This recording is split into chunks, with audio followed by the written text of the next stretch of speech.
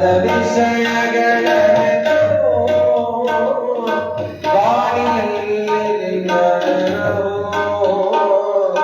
ಮನದ ವಿಷಯಗಳನ್ನು ಜಾಣನಲ್ಲ ನಾನು ಮನದ ಜಾಣನಲ್ಲ ನಾನು ಮನದ ಜಾಣನಲ್ಲ ನಾನು ಮನದ ಸಿದ್ಧರಾಗದೆ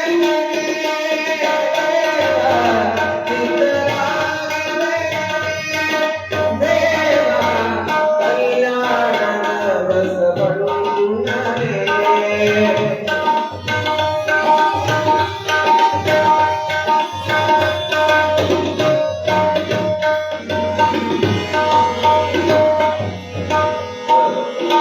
ಕೆಸರಿನಲ್ಲಿ ಸಿಕ್ಕರೆಯ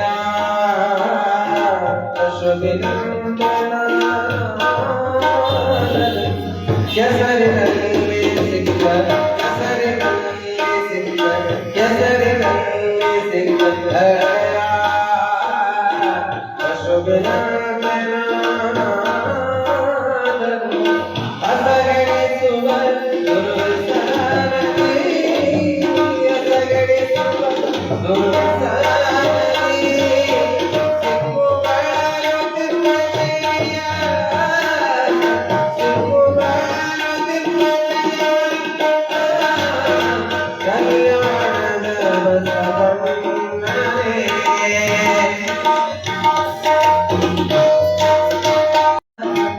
ಬರಬಾರದ ಜನ್ಮಗಳು ಬರಬಾರದ ಜನ್ಮಗಳು ಒಂದು ಬಂದು ನೊಂದೆನೆಯ ಒಂದು ಬಂದು ನೊಂದೆನೆಯ ಗುರುವೆ ಪುತ್ತರ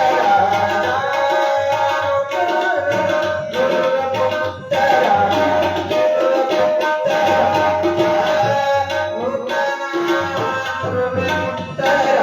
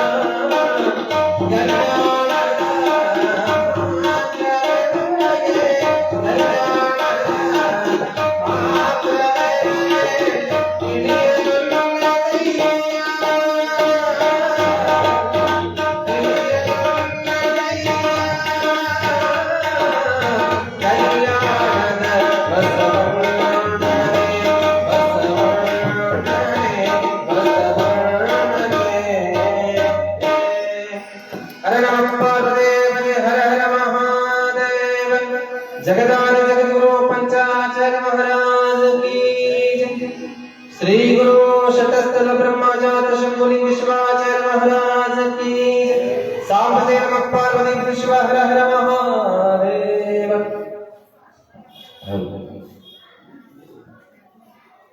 ಜೋರಾದ ಒಂದು ಚಪ್ಪಾಳೆ ನಮ್ಮ ಗವಾಯಿಗಳಿಗೂ ನಮ್ಮ ಸರ್ವವಾದಿಗಳಿಗೂ. ಇವತ್ತಿನ ದಿನ ನಮ್ಮ ಕೊಳ್ಳೂರು ಗ್ರಾಮಕ್ಕೆ ಈ ಭಾಗದ ಬಹಳ ತಪಸ್ವಿಗಳು, ನಡೆದಾಡುವ ದೇವರು, ಒಂದಲ್ಲ ಎರಡಲ್ಲ ಅನೇಕ ಮಹಿಮೆಗಳನ್ನು ತೋರಿರ್ತಕ್ಕಂಥ ಜಂಗಮರ ಹೊಸಳ್ಳಿ ಪುರವರ್ಗ ಮಠದ ಅಜಾತ ಶಂಭುಲಿಂಗ ಶಿವಾಚಾರ್ಯ ಮಹಾಸ್ವಾಮಿಗಳಿಗೆ ಕೋಡೂರು ಗ್ರಾಮದ ವತಿಯಿಂದ ಜೋರಾದ ಚಪ್ಪಾಳೆ ಮುಖಾಂತರ ಪೂಜ್ಯರ ಪವಿತ್ರ ಪಾದಗಳಿಗೆ ಭಕ್ತಿಯ ಸ್ವಾಗತವನ್ನು ವಹಿಸಿ ಗ್ರಾಮದ ವತಿಯಿಂದ ಒಂದು ಗೌರವ ಸಮರ್ಪಣೆಯನ್ನ ಸಲ್ಲಿಸಬೇಕು.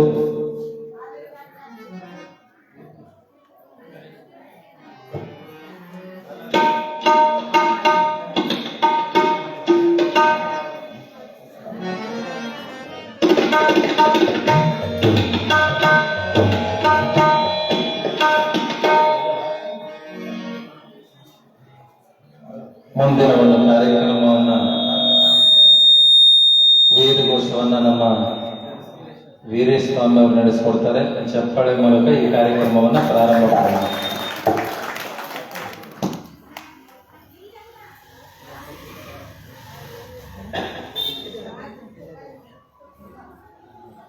ಓಂ ಶ್ರೀ ಗುರುಭ್ಯೋ ನಮಃ.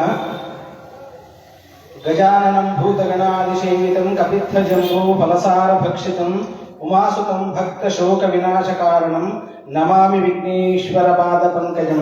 ತ್ರೈಲೋಕ್ಯ ಸಂಪದಾಲೇಖ್ಯ ಸಮುಲ್ಲೇಖನ ಭಿತ್ತಗೆ ಸಚ್ಚಿದಾನಂದ ರೂಪಾಯ ಶಿವಾಯ ಬ್ರಹ್ಮಣೇ ನಮಃ. ಯಾಮಾಹುಃ ಸರ್ವಲೋಕಾನಾಂ ಪ್ರಕೃತಿಂ ಶಾಸ್ತ್ರಪಾರಗಃ ತಾಂ ಧರ್ಮಚಾರಿಣೀಂ ಶಂಭೋ ಪ್ರಣಮಾಮಿ ಪರಾಂ ಶಿವಾಂ. ಪಂಚಾನನತನೋದ್ಭೂತಾನ್ ಪಂಚಾಕ್ಷರ ಮನೋಪಮಾನ್ ಪಂಚಸೂತ್ರಕೃತೋ ವಂದೇ ಪಂಚಾಚಾರ್ಯಾನ್ ಜಗದ್ಗುರೂನ್. ಸಾಂಬಜೈ ನಮಃ ಪಾರ್ವತೀಪತಿ ಹರ ಹರ ಮಹಾದೇವ. ವೇದ ಋಷಿಗಳನ್ನು ನಡೆಸಿಕೊಟ್ಟಿರ್ತಕ್ಕಂಥ ವೇದ ಬ್ರಹ್ಮರಾಗಿರ್ತಕ್ಕಂಥ ವೀರಸ್ವಾಮಿಯವರಿಗೆ ಜೋರಾದ ಭಕ್ತಿ ಚಪ್ಪಾಳೆಯವರಿಗೆ ಕಾರ್ಯಕ್ರಮಕ್ಕೆ ಧನ್ಯವಾದಗಳನ್ನು ಅರ್ಪಿಸ್ತಾ ಆರಂಭದಲ್ಲಿ ಪ್ರಾರ್ಥನೆಯನ್ನ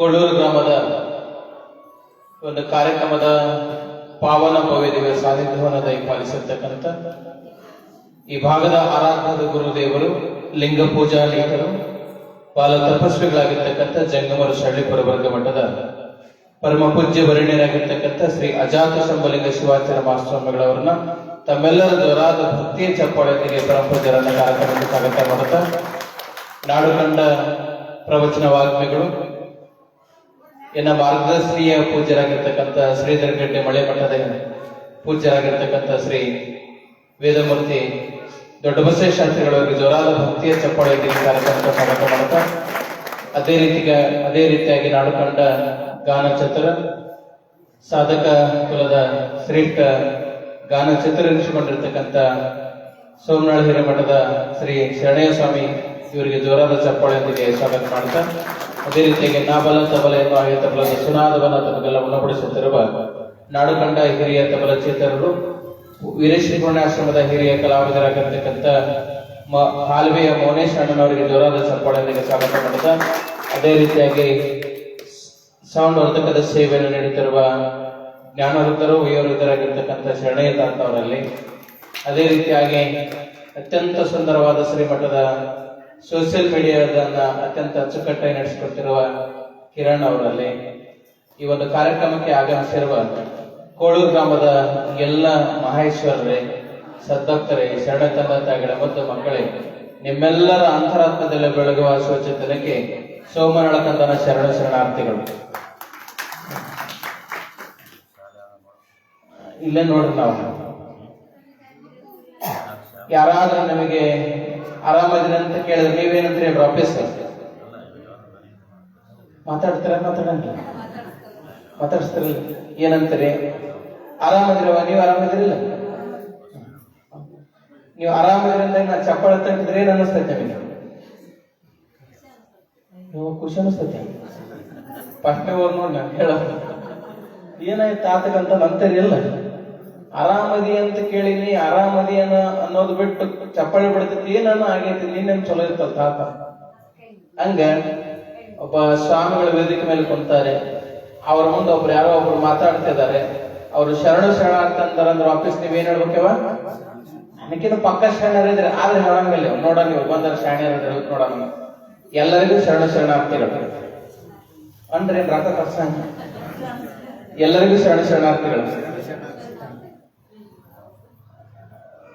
ಕೆಲವರಿಗೆ ಏನ್ ಅನ್ನಿಸ್ತಿದೆ ಅಂತ ಕೇಳುತ್ತೆ ಹೋದ್ರೆ, ಜಂಗಮರಸಳ್ಳಿಯ ಪುರವರ್ಗ ಮಠದಿಂದ ಅಜಾತ ಶಂಭಲಿಂಗ ಶಿವಾಚಾರ್ಯ ಮಹಾಸ್ವಾಮಿಗಳು ಈ ಕಾರ್ಯಕ್ರಮಕ್ಕೆ ಯಾಕೆ ಬಂದಾರಿ ಅನ್ನೋದೊಂದು ಚಿಂತನೆ ಕೆಲವೊಂದು ಕಡೆ ಆದ್ರೆ, ಇನ್ನೂ ಕೆಲವು ಕಡೆ ನಾವು ಹೋದಲ್ಲಿ ಕೆಲವು ಕಡೆ ಚಿಂತನೆ ಮಾಡ್ತಾರೆ, ಅವ್ರವ್ರು ಮಾತಾಡ್ತಿರ್ತಾರೆ, ಮತ್ತೆ ನಮ್ಮನ್ನು ಮಾತಾಡಂಗಿಲ್ಲ.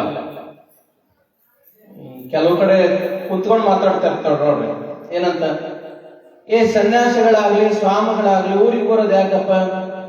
ಈಗ ಹೊಲ್ದಾಗ ಬೆಳೆ ಬಂದವ ಕೊಯ್ಕೊಂಡು ಮನೆಗೆ ಇಟ್ಕೊಂಡ್ವಿ, ಭತ್ತ ಮೆಣಸಿನ್ಕಾಯಿ ಅವನ್ ಕೇಳಕ್ ಬರ್ತಿರ್ಬೇಕು, ಇಲ್ಲ ಜಾತ್ರೆ ಮುಂದೆ ಐತಿ ಪಟ್ಟಿಗೆ ಬಂದಿರ್ಬೇಕು, ಇಲ್ಲ ಏನೋ ಒಂದ್ ಬಿಟ್ಕೊಂಡ್ ಬರ್ತಾರಪ್ಪ, ಏನ್ ಹಂಗ ಬರೋದಲ್ಲ ಸ್ವಾಮಿಗಳು. ನಿಮಗೆ ಗೊತ್ತೈತಿ, ಆ ಆ ಕಡೆ ಹೋಗ್ಬೇಡ್ರಿ.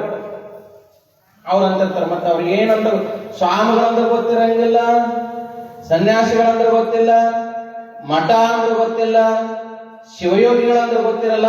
ಆದ್ರೆ ಕೂತ್ಕೊಂಡು ಮಾತ್ರ ಡೆಲ್ಲಿ ಸುದ್ದಿ ಇಲ್ಲೇ ಮಾತಾಡ್ತಿರ್ತಾರೆ. ನಮ್ ಕಡೆ ಈ ಕಡೆ ಏನಲ್ಲ. ಮತ್ತೆ ಒಬ್ಬ ಸ್ವಾಮಿ ಜೋಳಿಗೆ ಹಿಡಿದು ಬರೋದು ಯಾಕೆ ಅನ್ನೋದನ್ನ ನಾವೆಲ್ಲ ಅವಲೋಕನ ಮಾಡಬೇಕು.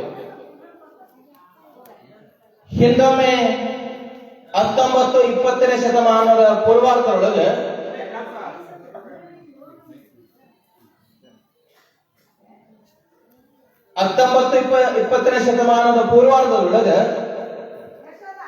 ನಾಡುಗಂಡ ಶ್ರೇಷ್ಠ ಕಾವ್ಯ ಕುಲದ ಚಕ್ರವರ್ತಿಗಳು ಆಗಿ ಹೋಗ್ತಾರೆ.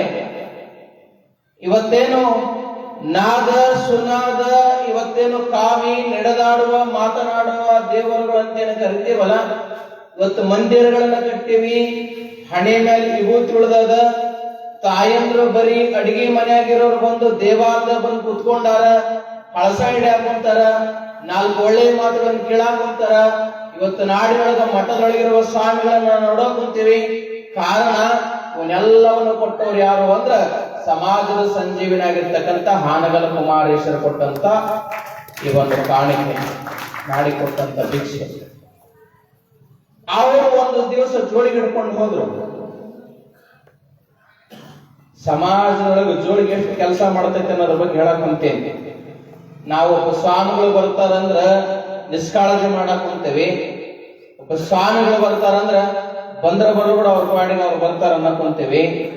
ಒಂದನ್ನ ನಾವು ತಿಳ್ಕೋಬೇಕು, ಆವತ್ತಿನ ಕುಮಾರೇಶ್ವರ ಜೋಳಿಗೆ ಕಾಡು ಶಕ್ತಿ ಹಳ್ಳಿಗೆ ಹೋದ ಕಾಲಕ್ಕೆ 2 ಅಂಧ ಮಕ್ಕಳು ಹೆಂಗ್ ಭಜನೆ ಮಾಡ್ಕೊಂಬಂದ್ರಲ್ಲ, ಹಂಗ ಭಜನೆ ಮಾಡ್ಕೊಂತಾನೆ ಊರ ಕರ್ಕೊಂಬಂದ್ರು. ಕರ್ಕೊಂಡ್ಬಂದು ದೇಗುಲ ಕೂತ್ಕೊಂಡು ದೇವಸ್ಥಾನ ಕೂತ್ಕೊಂಡು ಹಾಡು ಹಾಡಿದ್ರು.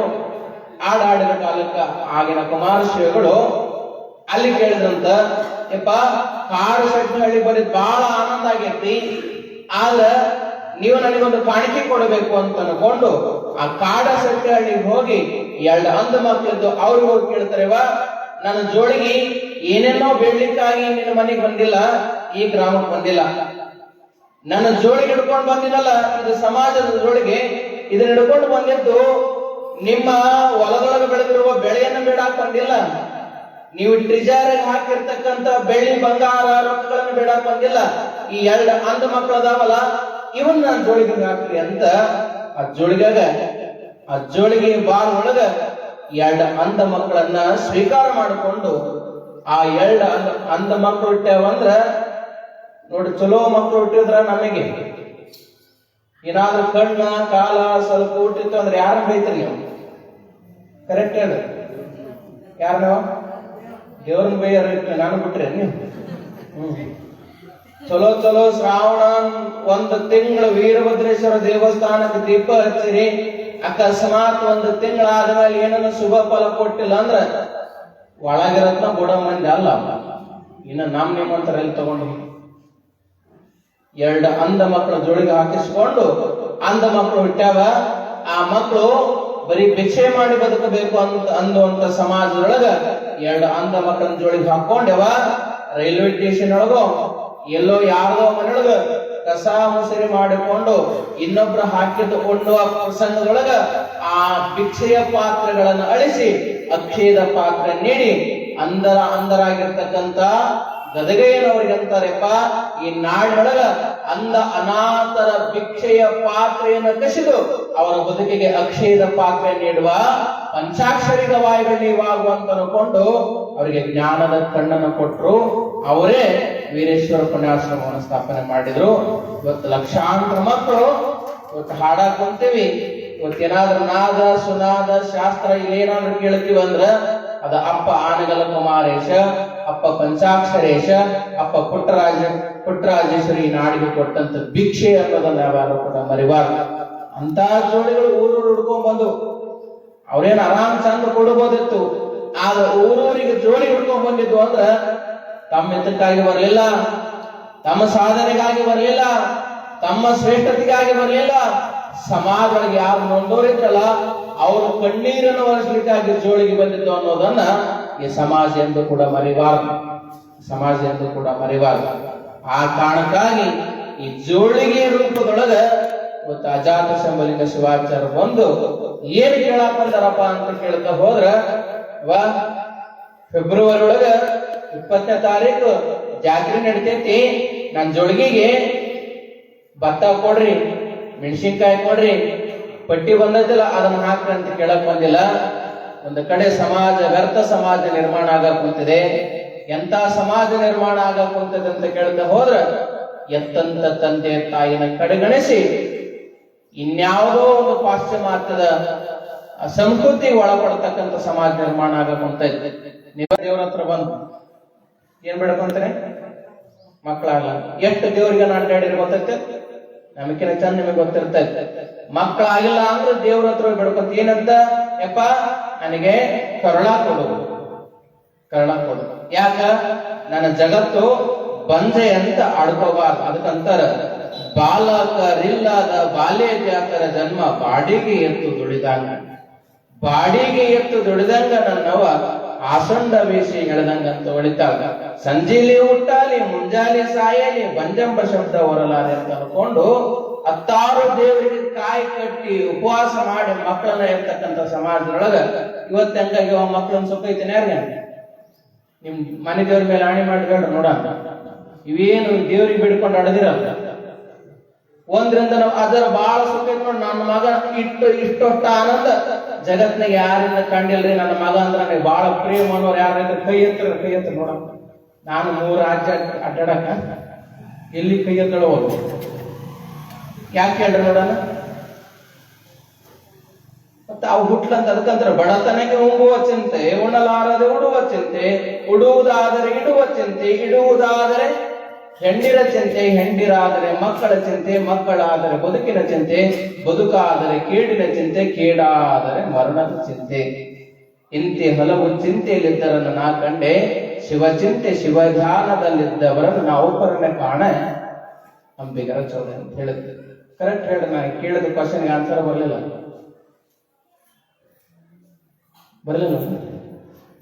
ಕರೆ ನೋಡ್ರ ಸರ್, ನೀವ್ ಹೇಳಿದ್ ಕರೆ. ಅವ ಏನ್ ಬೇಡ್ಕೊಂಡು ಆಡದಲ್ಲ ಅವ್ರಿಂದ ಅಂತ ನಮಗೆ ನೆಮ್ಮದಿ ಇಲ್ಲ. ಅದರ ಮತ್ತೆ ಬಹಳ ಒಂದು 20-30 ವರ್ಷದಿಂದ ನಮ್ಮ ಮನೆ, ನಮ್ಮ ಊರಾಗೆಲ್ಲ ಬಹಳ ಸಣ್ಣ ಮನೆ ಇದ್ದವು, ಹೌದಲ್ರಿ? ಗುಡಿಸ್ಲು ಮನೆ ಇದ್ದವು, ಆ ಜೋಪಡಿ ಮನೆ ಇದ್ದವು, ಮಣ್ಣಿನ ಮನೆ ಇದ್ದವು, ಆ ಮಡಿಗೆ ಮನೆ ಇದ್ದವು. ಆ ಸಣ್ಣ ಮನೆಯೊಳಗ 20-30 ಜನ ಇರ್ತಿದ್ವಿ, ಬಹಳ ಚಂದಿದ್ವಿ. ಮನ್ಯಾಗ ಅಡಿಗೆ ಸ್ವಲ್ಪ ಮಾಡ್ತಿದ್ವಿ, ಆದ್ರೆ ಎಲ್ಲರೂ ಹಂಚ್ಕೊಂಡು ಉಣ್ತಿದ್ವಿ. ಆದ್ರ ಮಡಿಗೆ ಮನೆ ಹೋಗ್ಯಾವ, ಜೋಪಡಿ ಮನೆ ಹೋಗ್ಯಾವ, ಗುಡಿಸ್ಲು ಮನೆ ಹೋಗ್ಯಾವ, RCS ಮನೆ ಕಟ್ಟಿವಿ, ಇಬ್ರ ಇರಾಕ್ ಕುಂತೀವಿ, ಚಂದ ಅಡಿಗೆ ಮಾಡಕ್ ಕುಂತೀವಿ. ಆ ತರ ಚಂದ ಬೆಡ್ರೂಮ್ ಐತಿ, ಆದ್ರೆ ಊಟ ಹೋಗೋದು ಏನ್ ಬರೋದೇವ ಎದಕ್ಕೆ? ಸಣ್ಣ ಮನೆ ಇತ್ತು, ಬಹಳ ಚಂದ ಉಳ್ತಿದ್ರಿ, ಚಂದ ಮಕ್ಕೊಂತಿದ್ರಿ. ಈಗ ಅರಮನೆ ಆಗ್ಯಾವ ಮನೆಗಳೆಲ್ಲ, ಬಹಳ ಚಲೋ ಬೆಡ್ರೂಮ್ಗಳನ್ನು ಕಟ್ಟಿವಿ, ಆದ್ರೆ ನಿತ್ಯ ಹೊತ್ತ ಓದು ಮಾಡಿದ ಅಡಿಗೆ ಯಾರು ಕೇಳಿದ್ರಂತಾರ. ಅದರ ಈ ಜೀವಕ್ಕ ಶಾಂತಿನೇ ಇಲ್ಲ. ಈ ಜೀವಕ್ಕ ಮತ್ತೆ ಶಾಂತಿ ಎಲ್ಲಿ ಸಿಗತೈತಿ ಹೇಳ್ರ ನೋಡ. ಅದೆಲ್ಲಾರ ಮಾರ್ಕೆಟ್ನಾಗ ಸಿಗ್ತೈತೋ, ಈಗೇನ್ ತರಕಾರಿ ಹಂಗ್ ಸಿಗ್ತೈತಿ, ಇಲ್ಲ ಕೊಂಡ್ಕೊಂಬರ. ಅದಕ್ಕಂತರ ಮಂಡೆ ಮಾಸಿದಡೆ ಮಹಾಮಜ್ಜನವ ಗೈಯೂರು, ಬಟ್ಟೆ ಮಾಸಿದಡೆ ಮಡಿವಾಳಂಗಿಕ್ಕುವುದು, ಮನವ ಮಾಸಿದಡೆ. 900 ವರ್ಷಗಳಿಂದ ಕೇಳಿದ್ರಂತ ತಿಳಿವಲಸಾತಂದ್ರೆ ಏನ್ ಮಾಡ್ತೇವೆ ತಾಯಿ? ಏನ್ ಮಾಡ್ತೇವ್ರಿ? ಅವ್ರ ಗಂಟೆ ಕೇಳಿದ್ರು ತಿಳಿವಲಸಾತಂದ್ರೆ ಏನ್ ಮಾಡ್ತೇವೆ? ಒಟ್ಟ ತಲೆ ತಗೊಳ ತಿಳಿವಲಸಾತಂದ್ರೆ ಬಹಳ ಚಂದ ಗೊತ್ತೈತಿ ನಮಗೆ. ಆ ಅಡ್ವರ್ಟೈಸ್ ನೋಡುವಾಗ ಅದು ಚಲೋ ಇದು ಚಲೋ ಅನ್ಕೊಂಡು ಇವನ್ನೆಲ್ಲ ಕಳ್ಕೊಂಡವ್ರ ಅದಾರ. ನಮಗೆ ಪಕ್ಕ ಗೊತ್ತು ತಿಳಿವಲಸಾತಂದ್ರೆ ಏನ್ ಮಾಡೋದು ಗೊತ್ತೇವ? ಚಂದ ಶಾಂಪು ಹಾಕೊಂಡು ಇದನ್ನ ಗಮ ಗಮ ಅನ್ಕೊಳೋದು ಗೊತ್ತು. ಹಾಕಿರೋ ಬಟ್ಟೆ ಹೊಲಸಾತಂದ್ರೆ ಏನ್ ಮಾಡ್ತೇವ್ರಿ? ಒಗದು ಬಿಡ್ತೀವ. 40 ಎಕರೆ ಹೊಲ ಐತಿ ನಮ್ದೇನ್ ದೊಡ್ಡ, ಒಂದಿನ ಊಟಕ್ಕೆ ಒಂದಿನ ಉಳ್ಬಾರ್ದು. ಏನ್ ಮಾಡ್ತೇವೆ? ಅದನ್ನ ನಮ್ಗೆ ಅನುಕೂಲ ಆಗ್ತದ ನಾವ್ ಒಗಿತೀವಿ, ಇಲ್ಲಾಂದ್ರ ಊರ ಮಳಿವಾಳ್ರ ಅಂತ ಇರ್ತಾರ, ಅವ್ರ ಕೊಯ್ಲಿ ಒಗಿಸಿ ಸ್ವಚ್ಛ ಮಾಡ್ಕೊಂತೀವಿ. ಈ ದೇಹ ದುರ್ವಾಸನೆ ಆಗಾಕ ಚಲೋ ಆತಂದ್ರ ಚಲೋ ಸಬಕಾರ ತಂದು ಇದಕ್ಕೆ ಹಚ್ಚಿ ಚಂದ ಸುವಾಸನೆ ಮಾಡ್ತೇವಿ. ಅದ್ರ ಮನಸ್ಸು ಹೊಲಸಾತಂದ್ರ ಇನ್ ಸಬಕಾರ ಹಚ್ಚಿ ತೊಳೆಯೋರದೀವು, ಇನ್ ಶಾಂಪು ಹಚ್ಚಿ ಚಂದ ಮಾಡೋರದೀವು, ಮತ್ ಇದನ್ನ ಯಾವ್ದಾದ್ರು ಕೈಯಾಗ ಕೊಟ್ಟು ಸ್ವಚ್ಛ ಮಾಡೋದೀವು. ಮನವ ಮಾಸದೊಡೆ ಮತ್ತೆ ಮನಸ್ಸು ಹೊಲಸಾತಂದ್ರೆ ಏನ್ ಮಾಡೋರದೀವಿ ಹೇಳ ನೋಡ. ಚಂದ ಚಲೋ ಸಿಕ್ಕ್ರೆ ಅಂತಾರೆ ಇವತ್ತು ಬಂದಿದ್ದ ಗುಣ ಅಂತ ಹೇಳಿ ಬಿಡ್ರತಾರ ಅಂದ್ರೆ ಯಾವ್ದನ್ನ ಎಣ್ಣೆ ಪಣ್ಣೆ ಬಿಡಲ್ರತಾರ ಅದನ್ನ ಕೂಡದನ್ನು ಸ್ವಚ್ಛ ಮಾಡ್ಕೊಂತ ಯಾವ ಅದಕ್ಕಂತಾರ ಮನವ ಮಾಸಿನೊಡೆ ಕೂಡಲ ಸಂಗನ ಶರಣರ ಅನುಭವ ಮಾಡು ಅಂತ ಹೇಳ್ತಾರ. ಅದಕ್ಕ ನಮ್ಮ ಮನಸ್ಸು ನಿತ್ಯ ಶರೀರ ಹೆಂಗ್ ಹೊಲಸಾಕೈತಲ್ಲ, ಶರೀರ ಹೊಲಸಾದ ಕಾರಣಕ್ಕೆ ನಿತ್ಯ ಕರ್ಮಗಳನ್ನ ಮಾಡಿ ಹೆಂಗ ಸ್ವಚ್ಛ ಮಾಡ್ಕೊಂತೀವಲ್ಲ ಹಂಗ ನಮ್ಮ ಮನಸ್ಸು ಸ್ವಚ್ಛ ಆಗ್ಬೇಕಾಗಿತ್ತು ಅಂದ್ರ ಇಂತಪ್ಪ ಶಿವಯೋಗಿಯ ದರ್ಶನದಿಂದ ಮಾತ್ರ ಸ್ವಚ್ಛ ಆಕೈತಿ ಅನ್ನೋದನ್ನ ಯಾರು ಕೂಡ ಮರೆವಾಗ. ಆ ಕಾರಣಕ್ಕಾಗಿ ಈ ಮನಸ್ಸು ಸ್ವಚ್ಛ ಮಾಡಿಕೊಳ್ಳೋದು, ಮನೆ ಸ್ವಚ್ಛ ಮಾಡ್ಕೊಂಡ್ರ 4 ಜನ ಕುಂತಿರ್ತಾರ. ಮುಂಜಾನೆ ಕಸಬರಿಗೆ ಹಿಡಿತೀರಿ ನೋಡ್ರಿ, ₹1,00,000 ಮನಿ ಇರಲಕ್ಕ ಒಂದ್ ₹50 ಕಸಬರಿಗೆ ಇತ್ತಂದ್ರ ಚಂದ ಕೊಡ್ತಾರ. ಕಸ ಅಂದಿಲ್ಲ ಅಂದ್ರೆ ಕೊಡ್ತಾರನೇ ಅವರು. ಅಂತ ₹50 ಲಕ್ಷ ₹1,00,000 ಮನೆ ಕಟ್ಟಿರೊಳಗ ಆ ಕಸಬರಿಗೆ ಇಂದ ಕಸ ಅಂದ್ರ ಮನೆ ಕೊಡ್ತಾರ. ಇಲ್ಲ ಅಂದ್ರ ಹಂಗ ಈ ಬೆಲೆ ಬಾಳದ ದೇಹ ಕೊಟ್ಟಾನ, ಮತ್ತಿದ್ರಿಗೂ ಕೂಡ ಮತ್ತೆ ಅನ್ಬೇಕಲ್ಲ. ಏನ್ ಅನ್ಬೇಕು? ನಮ್ಮೊಳಗಿರ್ತಕ್ಕಂಥ ನಾನು, ನನ್ನದು, ಅಹಂಕಾರ, ಮಮಕಾರಗಳನ್ನ ಅಳಿದಾಗಲೇ ಮಾತ್ರ ಇದ್ರಾಗ ದೇವರು ಕುಂದಿರ್ಲಿಕ್ಕೆ ಸಾಧ್ಯ ಅನ್ನೋದನ್ನ ನಾವೆಲ್ಲ ತಿಳ್ಕೋಬೇಕು. ಆ ಕಾರಣಕ್ಕಾಗಿ ಅಜಾತ ಶಂಭುಲಿಂಗ ಶಿವಾಚಾರ್ಯ ಮಹಾಸ್ವಾಮಿಗಳು ಜೋಳಿಗೆ ಹಿಡಿದು ಬಂದು, ಏನು ಜೋಳಿಗೆಪ್ಪ, ಆ ಜೋಳಿಗೆ ವಿಶೇಷ ಏನು ಅಂತ ಕೇಳ್ತಾ ಹೋದ್ರ ಆ ಜೋಳಿಗೆಗೆ ಕಾಣಿಕೆಯನ್ನು ಹಾಕುವಾಗಿಲ್ಲ. ತಾಕ ನಾನೇ ಬೇಡ ನಂಗಲ್, ನನ್ ಬಕ್ಕಣಕ್ಕ ಆ ಜೋಳಿ ಹಿಡ್ಕೊಂಡ್ ಬಂದಿದ್ದೆ ಯಾಕಂತ ಕೇಳ್ತಾ ಹೋದ್ರ ಊರೊಳಗ ಅದ ಹೇಳಕ್ ಕುಂತಿದ್ದೆ, ಮಕ್ಕಳಿಗೆ ಸುಖ ಇಲ್ಲ. ಯಾಕೆ ಸುಖ ಇಲ್ಲ ಅಂತ ಕೇಳ್ತಾ ಹೋದ್ರ ಅವಕ್ಕೆಲ್ಲ ಕೊಟ್ಟಿವ್ರಿ ನಾವು. ಬೈಕ್ ಅಂದ್ರೆ ಬೈಕ್ ಕೊಟ್ಟಿರಿ, ಮೊಬೈಲ್ ಅಂದ್ರೆ ಮೊಬೈಲ್ ಕೊಟ್ಟಿರಿ, ಚಲೋ ಕಾಲೇಜ್ ಅಂದ್ರೆ ಚಲೋ ಕಾಲೇಜ್ ಹಚ್ಚಿರಿ, ಚಲೋ ಬಟ್ಟೆ ಅಂದ್ರೆ ಚಲೋ ಬಟ್ಟೆ ಕೊಟ್ಟಿರಿ, ಎಲ್ಲಾ ಕೊಟ್ಟಿರಿ. ಕರೆ ಅದು ಕೊಡಬೇಕಾದ್ರನ್ನ ಮರ್ತು ಬಿಟ್ಟಿರಿ. ಏನ್ರಿ? ಕರೆಕ್ಟ್ ಹೇಳಿದ್ರು, ಸಂಸ್ಕಾರ. ಅದಕ್ಕೆ ನಾ ಎಲ್ಲ ಕಡೆ ಹೇಳ್ತಿದ್ದೆ. JP ರಾಜರತ್ನಂ ಅಂತ ಒಬ್ರು ಆಗಿ ಹೋಗ್ತಾರೆ ಕವಿಗಳು, ಬಹಳ ಚಂದ ದೊಡ್ಡ ಕವಿಗಳು ಅವರು. 4 ಗೆಳೆಯರ ಜೊತೆ, 4 ಮಂದಿ ಗೆಳೆಯರ ಜೊತೆ ಕಟ್ಟೆ ಮೇಲೆ ಕೂತ್ಕೊಂಡು ಸಿಗರೇಟ್ ಸೇರ್ತಿದ್ರಂತ. ಏನ್ ಸೇರ್ತಿದ್ರ? ಸಿಗರೇಟ್. ಸೇದವ್ರು ಬಾಳ ಇರ್ತಾರ ನೋಡಿ. ಅದಕ್ಕೆ ಯಾರ ಮನೆ ಒಬ್ರು ಅನುಭವಿಗಳು ಹೇಳಿದ್ರು, ಅದರ ನಮ್ಮೂರ ಕಟ್ಟೆ ಮೇಲೆ ಹೋಗಿ ಕೂತ್ಕೊಂಡು ಸೇರ್ತಿದ್ರಿ, ಬಿಡಿ ಸೇರ್ತಿದ್ದ, ಸಿಗರೇಟ್ ಸೇರ್ತಿದ್ದ. 3 ದಿನ ಹೊಗೆ ಬಿಟ್ಟ ಆಮೇಲೆ ಹೋಗೇ ಬಿಟ್ಟ ಅಂದ. 3 ದಿನ ಹೊಗೆ ಬಿಟ್ಟ ಆಮೇಲೆ ಹೋಗೇ ಬಿಟ್ಟ. ಹಂಗ ಕುತ್ಕೊಂಡು ಸೇದಾಕಂತಿದ್ದ. ಸೇದೋ ಕಾಲಕ್ಕೆ ಅವ್ರಪ್ಪ ಬಂದ, ಅವನಿಗೆ ಜನ್ಮ ನೀಡಿದಲ್ಲ ಅವ್ರಪ್ಪ ಬಂದ. ಅಪ್ಪ ಬಂದ ಕಾಲಕ್ಕ ಅಪ್ಪ ಬಂದ ಮೇಲೆ ಏನ್ ಮಾಡ್ತಾರೆ ಮಕ್ಕಳು? ಕೆಳಗಿಳಿಬೇಕು, ಆ ಸೇದೋದನ್ನ ಕೆಳಗೆ ಒಗಿಬೇಕು, ತುಳಿಬೇಕಲ್ಲ. ಅವ್ ಕಾಲ ಮೇಲೆ ಕಾಲ ಹಾಕೊಂಡು ಸೇದಕೊಂಡ. ಮತ್ತೆ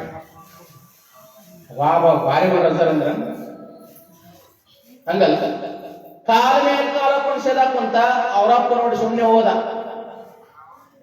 4:04 ಆಯ್ತು.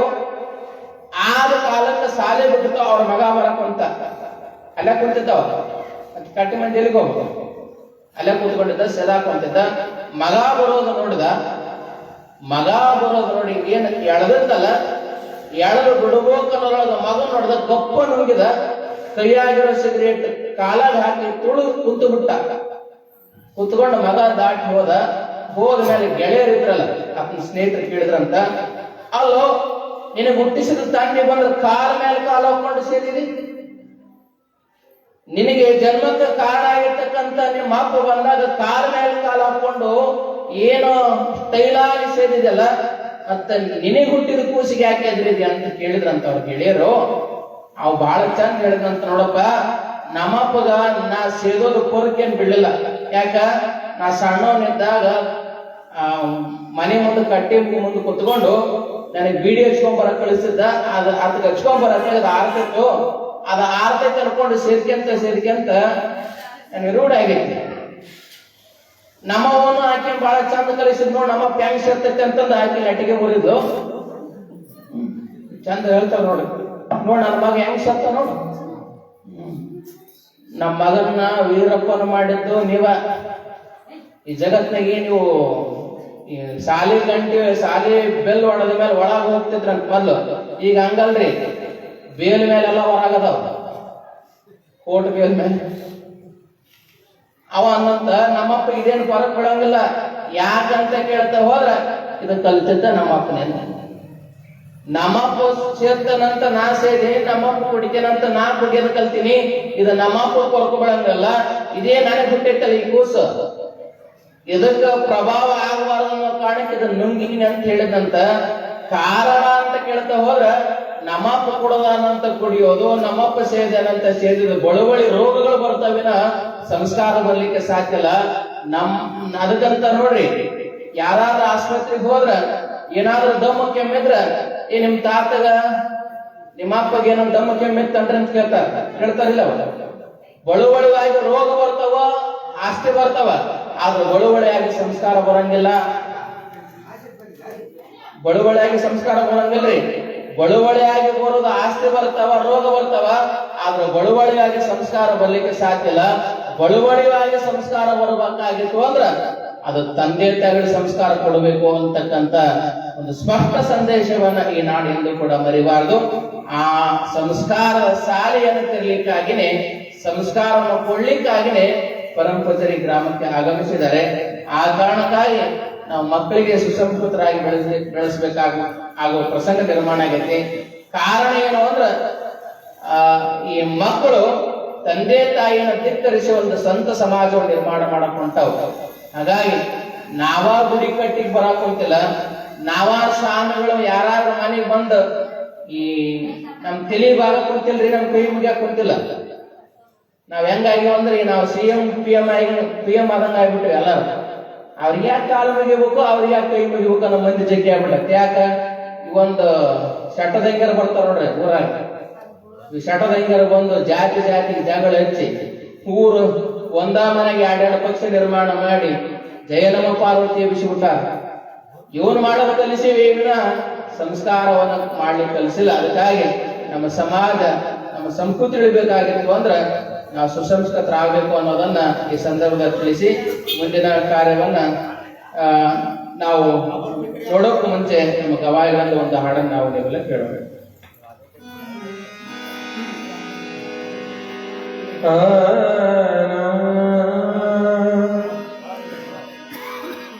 ದೇವರಿನ್ನ ನೆನಗಿನಲ್ಲಿ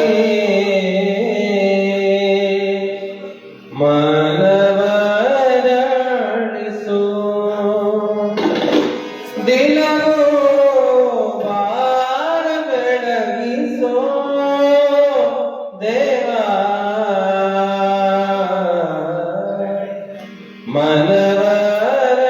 ಮನವರಳಿಸೋ ದೇವರಿನ್ನ ನೆನಗಿನಲ್ಲಿ ಮನವರಳಿಸೋ, ದೇವರಿನ್ನ ನೆನಗಿನಲ್ಲಿ ಮನವರಳಿಸೋ, ದಿನವೂ ಬಾಳ ಬೆಳಗಿಸೋ ಮನವರಳಿಸೋ, ಮನವರಳಿಸೋ.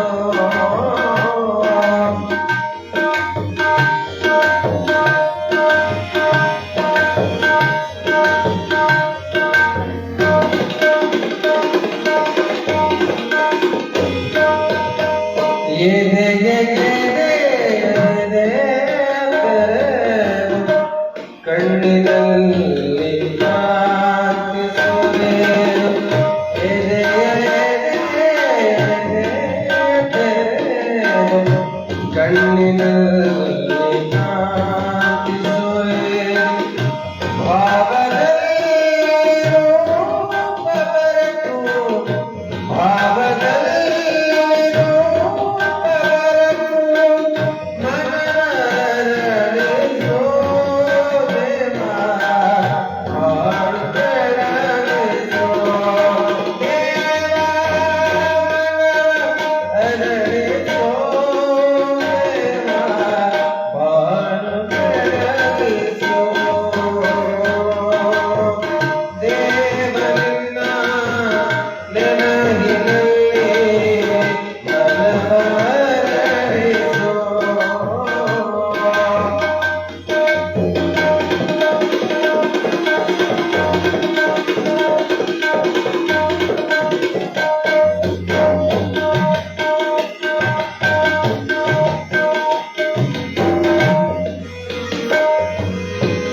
ಹೃದಯದಲ್ಲಿ ಧ್ಯಾನವೇರಿಸು ನಿನ್ನ ಮನೆಯ ಬೆಳಗು ಸೋಗುತ್ತೋ ಹೃದಯದಲ್ಲಿ ಧ್ಯಾನವೇರಿಸು ನಿನ್ನ ಮನೆಯ ಬೆಳಗು ಸೋಗುತ್ತೋ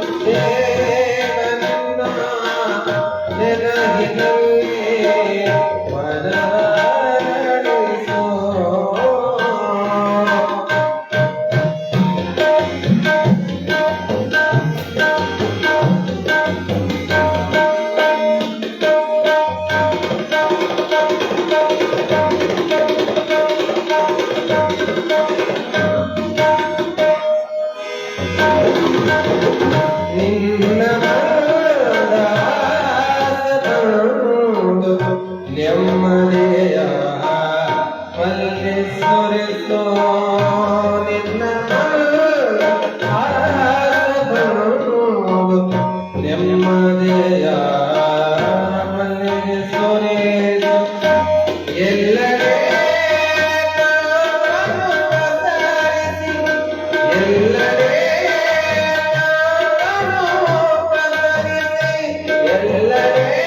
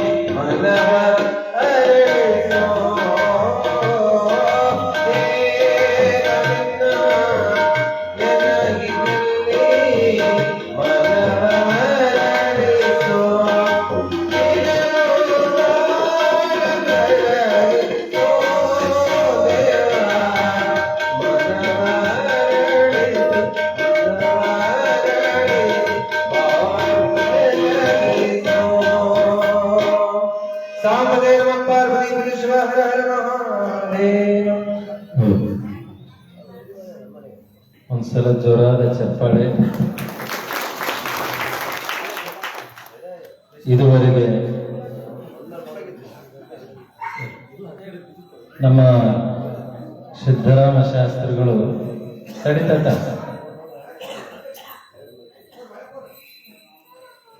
ಅನೇಕ ವಿಚಾರಗಳನ್ನ ಬಹಳ ಚೆನ್ನಾಗಿ ತಿಳಿಸಿಕೊಂಡು ಬಂದಿದ್ದಾರೆ. ಈ ಊರಾಗ ಪುರಾಣ ಹಚ್ತಾರೇನಿಲ್ರಿ? ಊರಾಗ ಹಚ್ತಾರೆ, ಬಿಟ್ಟು ಬಿಟ್ಟಾರ. ಮೊದಲೇತ ಇರ್ಲಿ. ಮನ ನಿಚ್ಚಳವಾಗದೆ ಮಹಾತ್ಮ ಎಂತೊಲಿವನಯ್ಯ ಅಂತ ಶರಣರು ಹೇಳ್ಕೊಂಡು ಬಂದಾರ.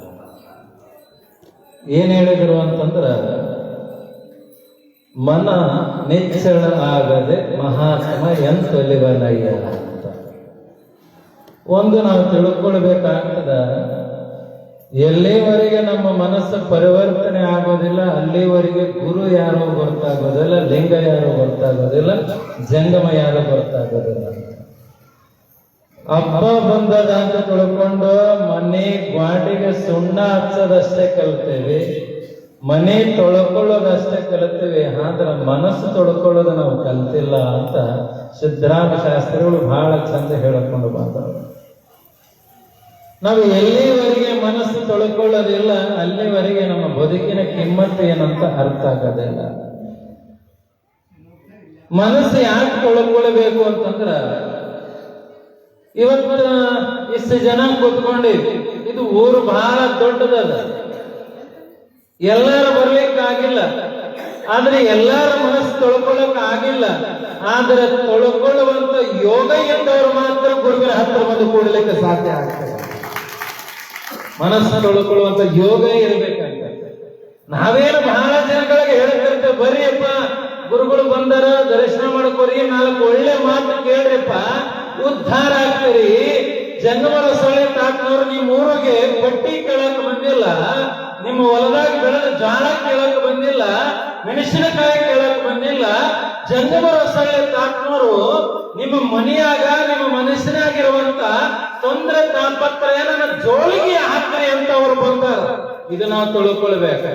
ನಾವು ಇದನ್ನ ಯಾವಾಗ ತಿಳ್ಕೊಂತೀವಿ? ನಮಗೆ ಏನು ತಿಳ್ಕೊಂತೀವಿ ಅಂದ್ರೆ ಒಂದು ನಾಟಕ, ಒಂದು ಯಾವ್ದಾನ ಒಂದು ಬಯಲಾಟ, ಒಂದು ಡ್ರಾಮಾ ಇತ್ತಂದ್ರೆ ಜನ ಕೂಡೋರೆ ಜಾಸ್ತಿ ಆಗಿ ನಾವು ಅರ್ಥ ಆಗ್ತದಲ್ಲ ಹೇಳೋದು.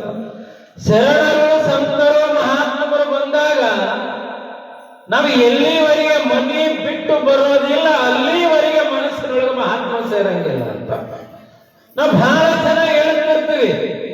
ತತ್ತ ನನ್ನ ಗಂಡ ದುಡಿತಾನ, ನನ್ನ ಮಗ ದುಡಿತಾನ, ನಾನು ದುಡಿತೀನಿ, ಸಸಿ ದುಡಿತಾಳ, ಒಟ್ಟ ಮನೆಯಾಗ ಏನು ನಿಲ್ಲವರದು ಅಂತ ಬಹಳ ಚಂದ ಹೇಳ್ತೇವೆ ನಾವೆಲ್ಲ. ಅದು ಎದಕ್ಕೆ ನಿಲ್ಲವರದು ಅನ್ನುವಂಥದ್ದು ನಮಗಿನ್ನ ಗೊತ್ತಿಲ್ಲ. ನಮಗ ಏನೆಲ್ಲ ದುಡಿತೀವಿ, ಊರು ಬಿಟ್ಟು ಊರಿಗೆ ಹೋಗಿ ದುಡಿಯಕ್ಕೆ ಹೋಗ್ತೀವಿ, ಅಲ್ಲೇ ಇಲ್ಲಿ ಊರು ಮುಟ್ಟೋದ್ರೊಳಗೆ ಖಾಲಿ ಆಗಿರ್ತದ. ಎದಕ್ಕೆ ಖಾಲಿ ಆಗಿರ್ತದ ಅಂತಂದ್ರ ನಾವು ಎದರಿಂದ ಬೆನ್ನು ಹತ್ತಬೇಕು, ಅದರಿಂದ ಬೆನ್ನು ಹತ್ತಿಲ್ಲ, ಅದಕ್ಕೆ ಉಳಿದಿಲ್ಲ. ನಾವು ಸಂಪತ್ತು ಮಾಡಬೇಕು ಅಂತ ಹೇಳ್ಕೊಂಡು ಹೊಂಟೀವಿ, ಮನೆ ಕಟ್ಟಬೇಕಂತ ಹೊಂಟೀವಿ, ಹೊಲ ತಗೋಬೇಕಂತ ಹೊಂಟೀವಿ. ಇದ್ರೊಳಗೆ ನಾವು ಮಣ್ಣಾಗಿ ಹೋಗ್ಬಿಡ್ತೀವಿ. ಇಡೀ ಜಗತ್ತಿನೊಳಗೆ ಇರ್ತಕ್ಕಂಥ ಜನ ಶರೀರದ ಆಸೆಯಿಂದ ಬೆನ್ನು ಹತ್ತಿದಾಗ ಮಹಾತ್ಮ ಹೆಂಗ್ ಒಲಿತಾನ? ಹೌದು, ಹೆಂಗ್ ಒಲಿಯಕ್ಕೆ ಸಾಧ್ಯ ಆಗ್ತದ? ಎಷ್ಟು ಜನ ನಾವು ಕೂತ್ಕೊಂಡಿವಿ, ಯಾರಾದ್ರೂ ಹೊಲ ತೆಗೆದುಕೊಂಡು ಹೋಗಿವೆ, ಮನೆ ತೆಗೆದುಕೊಂಡು ಹೋಗಿವೆ, ಬೆಳ್ಳಿ ತೆಗೆದುಕೊಂಡು ಹೋಗಿವೆ, ಮೊನ್ನೆ ತಂದು ಚಲೋ ಕಾರ್ ಕೊಂಡು ಹೋಗಿವೆ ಅಂದ್ರೆ ಯಾರನ್ನ ನಾನು ಹೋದ್ಮೇಲೆ ನನ್ನಿಂದ ಕಳಿಸ್ಬಿಟ್ಟು ಕಾರ್ ಅಂತ ಯಾರ ಹೇಳ್ಯಾರ? ಇಲ್ಲ. ಇವೆಲ್ಲ ನಾವು ಕೇಳ್ತೇವೆ ಕರೆ, ಆದ್ರೆ ಕಿವಿಯಿಂದ ಕೇಳ್ತೀವಿ, ಬಾಯಿಯಿಂದ ಹೇಳ್ತೀವಿ, ನಡೆಯೊಳಗಿಲ್ಲ ಅಂತ ಭಗವಂತ ಒಲಿಲಿಕ್ಕೆ ಸಾಧ್ಯ ಇಲ್ಲ. ಅದಕ್ಕ ನಡೆ ನುಡಿ ಒಂದು ಹಾಕಬೇಕು ಅಂತಂದ್ರ ಗುರುವಿನ ಪಾದ ಹಿಡಿ ಅಂತ ಒಬ್ಬ ಶ್ರೀಧರಗಡ್ಡಿ ಕವಿ ಹೇಳ್ತಾರ. ಏನ್ ಹೇಳ್ತಾರ್ರಿ? ನಡೆ ನುಡಿ ಒಂದು ಆಗಿ ನಡ್ಕೊಳ್ಬೇಕಂದ್ರೆ ಗುರುವಿನ ಪಾದ ಹಿಡಿ ಅಂತ. ನಾವು ಎಲ್ಲಿವರೆಗೆ ಗುರುವಿನ ಪಾದ ಹಿಡಿಯೋದಿಲ್ಲ ಅಲ್ಲಿವರೆಗೆ ಮನಸ್ಸು ಪರಿವರ್ತನೆ ಆಗೋದಿಲ್ಲ. ಸುಮ್ಮನೆ ಆಲೋಚನೆ ಮಾಡೋಣ. ಯಾರ್ಯಾರ ಮನೆಯಾಗ ಕಂಡೆ ಐತೆ ಒಂದು ಚಪ್ಪಳ ತಟ್ಟು ನೋಡೋಣ, ಕೇಳ್ತಾರ? ಯಾರ್ಯಾರ ಮನ್ಯಾಗ ಕನ್ನಡಿ ಐತೆ ಅವ್ರ ಚಪ್ಪಳ ತಟ್ಟು ನೋಡೋಣ. ಮತ್ತೇನ ಹೇಳ್ಬಿಟ್ಟ ಕಿರಿಕಿರಿ ಸುಮ್ಮನೆ ಕೂತೀರ ಅಲ್ಲ? ಎಲ್ಲರ ಮನ್ಯಾಗ ಕನ್ನಡಿ ಐತೆ, ಹೌದು. ಆ ಕನ್ನಡಿಯನ್ನ ಒರೆಸಬೇಡ್ರಿ, ಬಾಚಣಿಕೆ ಮುಟ್ಟಬೇಡ್ರಿ. ಮುಖ ಹೇಗಿರ್ತದೆ? ಹೆಂಗಿರ್ತದೆ? ಮನ್ಯಾಗ ಇದ್ದವ್ರು ಬ್ಯಾಡ ಬಿಡ್ರಿ, ಊರಾಗಿರ್ತಾರಂತಾರೆ, ಯಪ್ಪ ಪುಣ್ಯಾತ್ಮ ಕನ್ನಡಿ ಕೊಡಿಸ್ಲಾ, ನಾವು ಬಾಚಣಿಕೆ ಕೊಡಿಸ್ಲಾ ಅಂತ ಸಹಜವಾಗಿ ಅನ್ಸಿರ್ತಾರ. ಒಂದು ದಿನ ಬಾಚಿಕೊಳ್ಳಲಿಲ್ಲ ಅಂತಂದ್ರೆ ಮುಖ ಕೂದಲು ಒಂದು ತರ ಕಾಣುತ್ತದೆ ಅಂದ ಮೇಲೆ ಇಡೀ ಜೀವನವನ್ನ ಉದ್ಧಾರ ಮಾಡಿಕೊಳ್ಳುವಂತ ಮನಸ್ಸ ಪರಿವರ್ತನೆ ಮಾಡಿಕೊಳ್ಳಿಲ್ಲ ಅಂತಂದ್ರ ಒಂದು ದಿನಕ್ಕೆ ಒಂದು ದಿನ ಬಾಚಿಕೊಳ್ಳಿಲ್ಲ ಅಂದ್ರೆ ಹಂಗ ಕಾಣ್ತದ. ಒಂದು ದಿನ ಮನಸ್ಸು ತೊಳ್ಕೊಳ್ಳಿಲ್ಲ ಅಂತಂದ್ರ ನೆಮ್ಮದಿ ಇರ್ತದೆ ನಮಗ. ಯಾವುದು ನಮಗ ಹಿತ ನೀಡುತ್ತದ ಅದನ್ನು ಬಿಟ್ಟಿವಿ, ಯಾವುದು ನಮಗ ದುಃಖ ಕೊಡ್ತದೆ ಅದರಿಂದ ನೀನು ಹತ್ತು ಬಿಟ್ಟಿವಿ ನಾವೆಲ್ಲ.